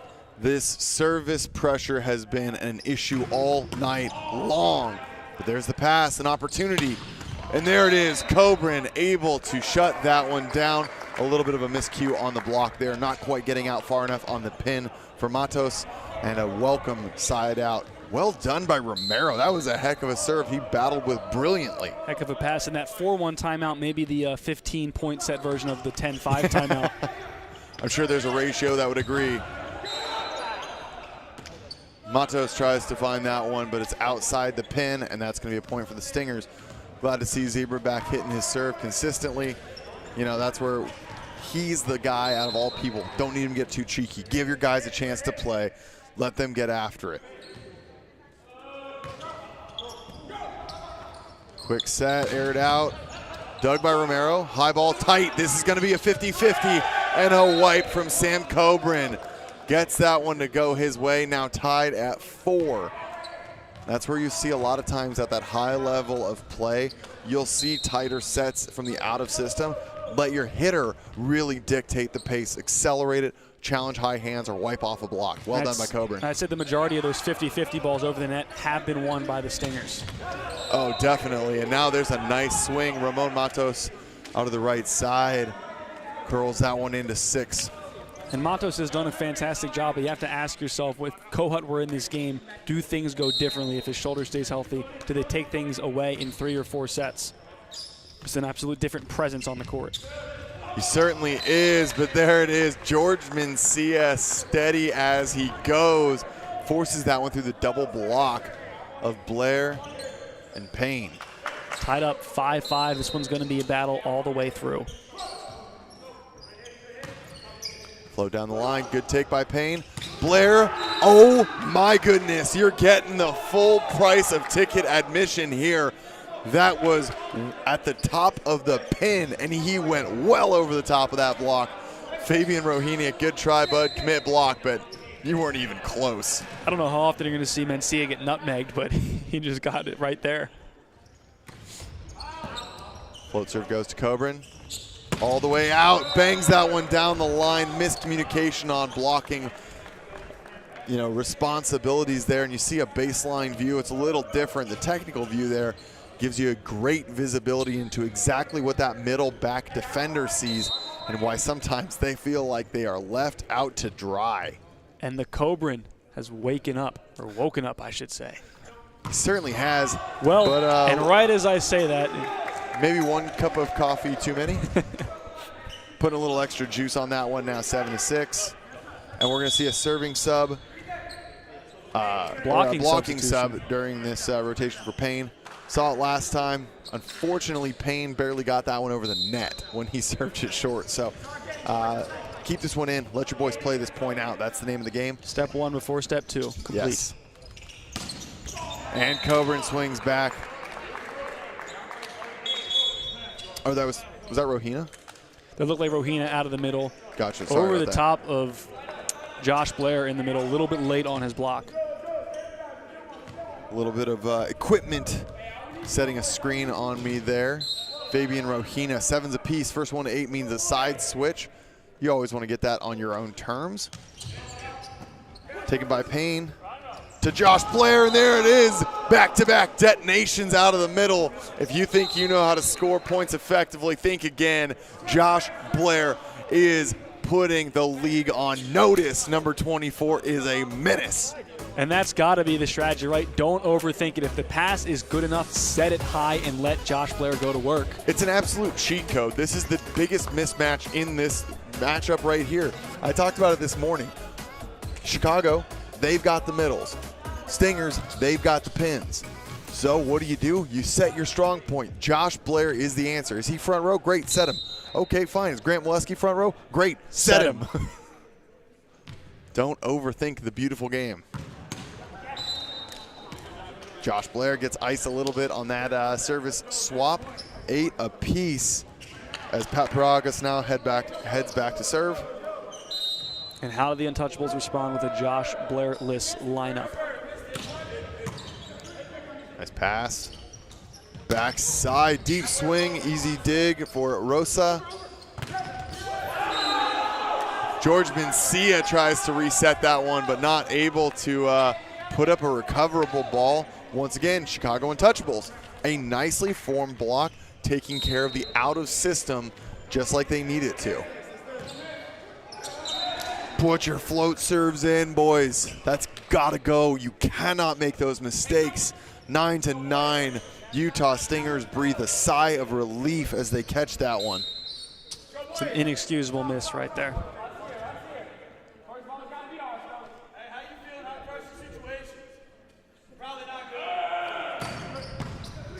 Novel Romero puts some pressure on that one, and there's a massive double block. George Mencia, Mikel Hoyt. Matos got a little bit tripped up in his approach, didn't get his max jump, and still swung away and swung right into those hands. George Mencia is not the blocker to challenge. He has always been one of the most disciplined and sure-handed blockers. You want to challenge high, give your guys a chance. Novel Romero is feeling it from the back line right now. And you have got to put that ball in, not the time to make a mistake. We're just seeing critically unforced errors on the side of Chicago. They still have time left, but they have to find something coming out of the timeout. Otherwise, Utah Stingers with a bit of a heroic reverse sweep. 9-11. We'll come right back after this.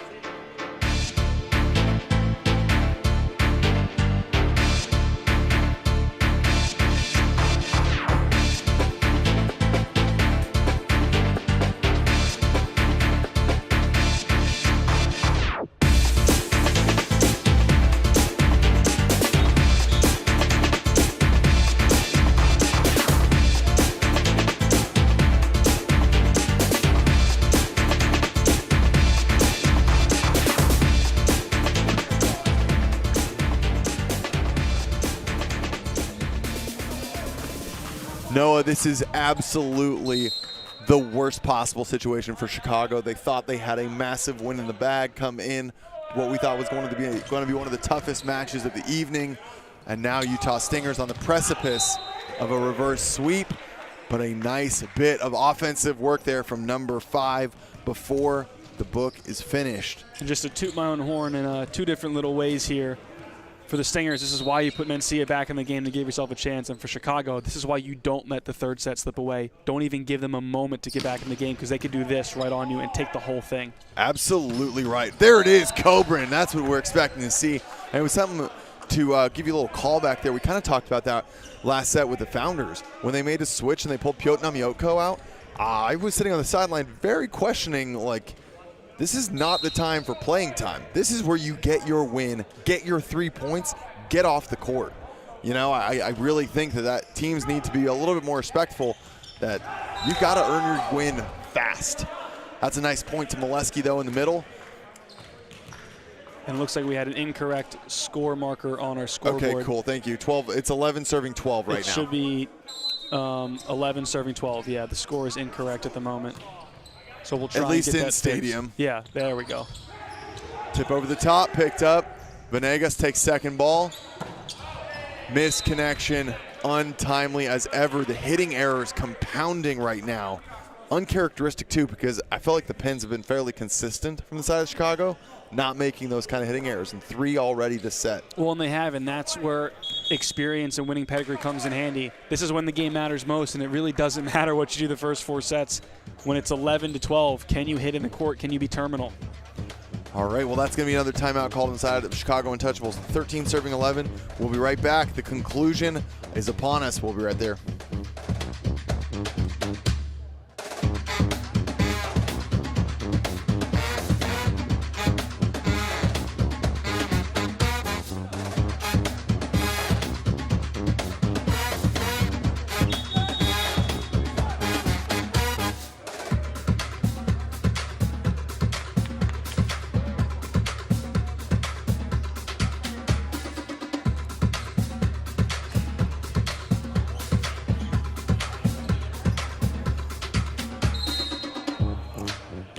Well, Noah, we are in the dog days here of set number 5 in the middle of what might be a reverse sweep. Unless Josh Blair has something to say about it, he is absolutely going to be the answer here if Chicago Untouchables want to get back into this. If you can justify it, you set him.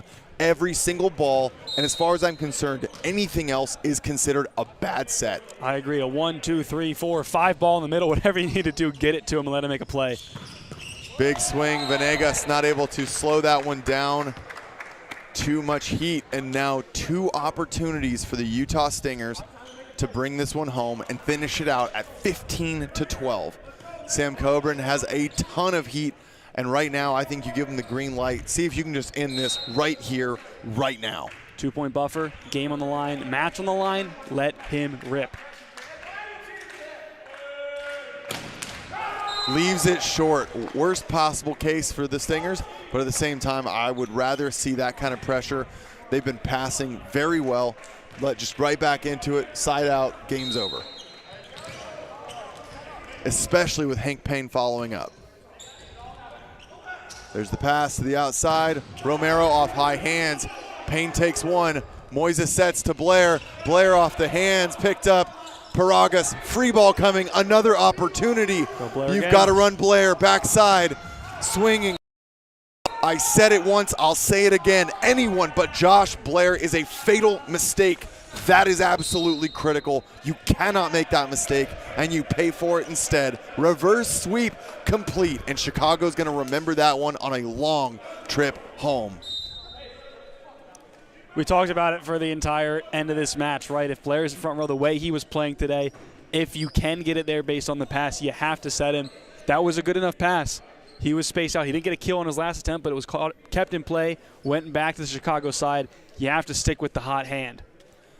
Well, all props due to the Utah Stingers, who finished event number 1 at a 1-1 count, come in. Little bit of grit here with an 8-man roster, maybe 9 if you include Coach Russ Holmes, and they figure it out. They find a way to battle through it, and that's what it's all about. We both felt very good looking at that team. We said this is good personnel, right? Mm-hmm. They should be able to figure this out, and maybe it wasn't in the manner in which they would like to, but hey, there it is, a win all the same. A good bit of experience. Sam Coburn, event number 1, got some experience, got to start playing with his teammates, had a couple personnel changes now. It almost feels like he's playing with a new team all over again. Also, Kevin coming in, got a little bit of his boots wet there. Learning experience right there. That's how you got to reflect on it. But if there's one thing that we have all learned, George Mencia cannot be trifled with. He cannot be disrespected. The man is an absolute menace on the court. He subbed in for a team that lost that set 25-11. There is no level of volleyball that is not an absolute embarrassment. And he was the only change, comes back, wins it right away. He is the voice that leads to the reverse sweep. So now we're going to hear a little bit more from him as the man of the match. Haley, take it away. Thanks, guys. We have Mencia here with us. I've heard that you've been on the team since 2020. This is your 4th season with the team. Tell us about the leadership and you as a veteran on the team. Thank you. What I have to say is that we have young guys, so we have to, to give more confidence to them. Our proof is that, give confidence and keep going. We don't practice so much. Every single time, since the beginning, we start like a little slow. Then we start going the way and go hard. Perfect. Anything that we learned from this match that we're going to take into next event? It's about energy. This league is about energy. They are pretty good. We have pretty good guys. So everything's about energy. Who bring in best energy is going to be good. Perfect. Thank you so much. Congratulations. Thank you. Back to you. Well, we've talked about that before quite a bit, the need to have that energy, being able to bring that firepower. Mency, time and time again, we've talked about how he's the general of blocking. 29 blocks for the side of the Utah Stingers. They won a set alone on the net.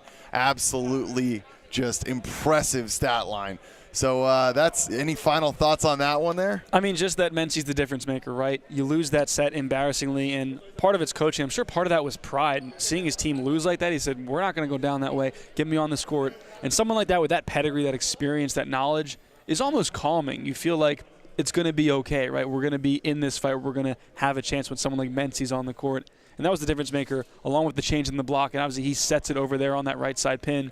But getting out blocking since Mencey came in, the Untouchables by nearly double digits. That's the difference in the game. Yep. And again, some questionable maybe setting decisions late there for Chicago, but all credit has to go to the Stingers, staying disciplined, responding the way they did, and that's what makes this team so dangerous, right? They might be undermanned, they might not always have their guys, they might start a little slow, but you know when it matters, they're going to come through, and that's why they're always a threat in this league.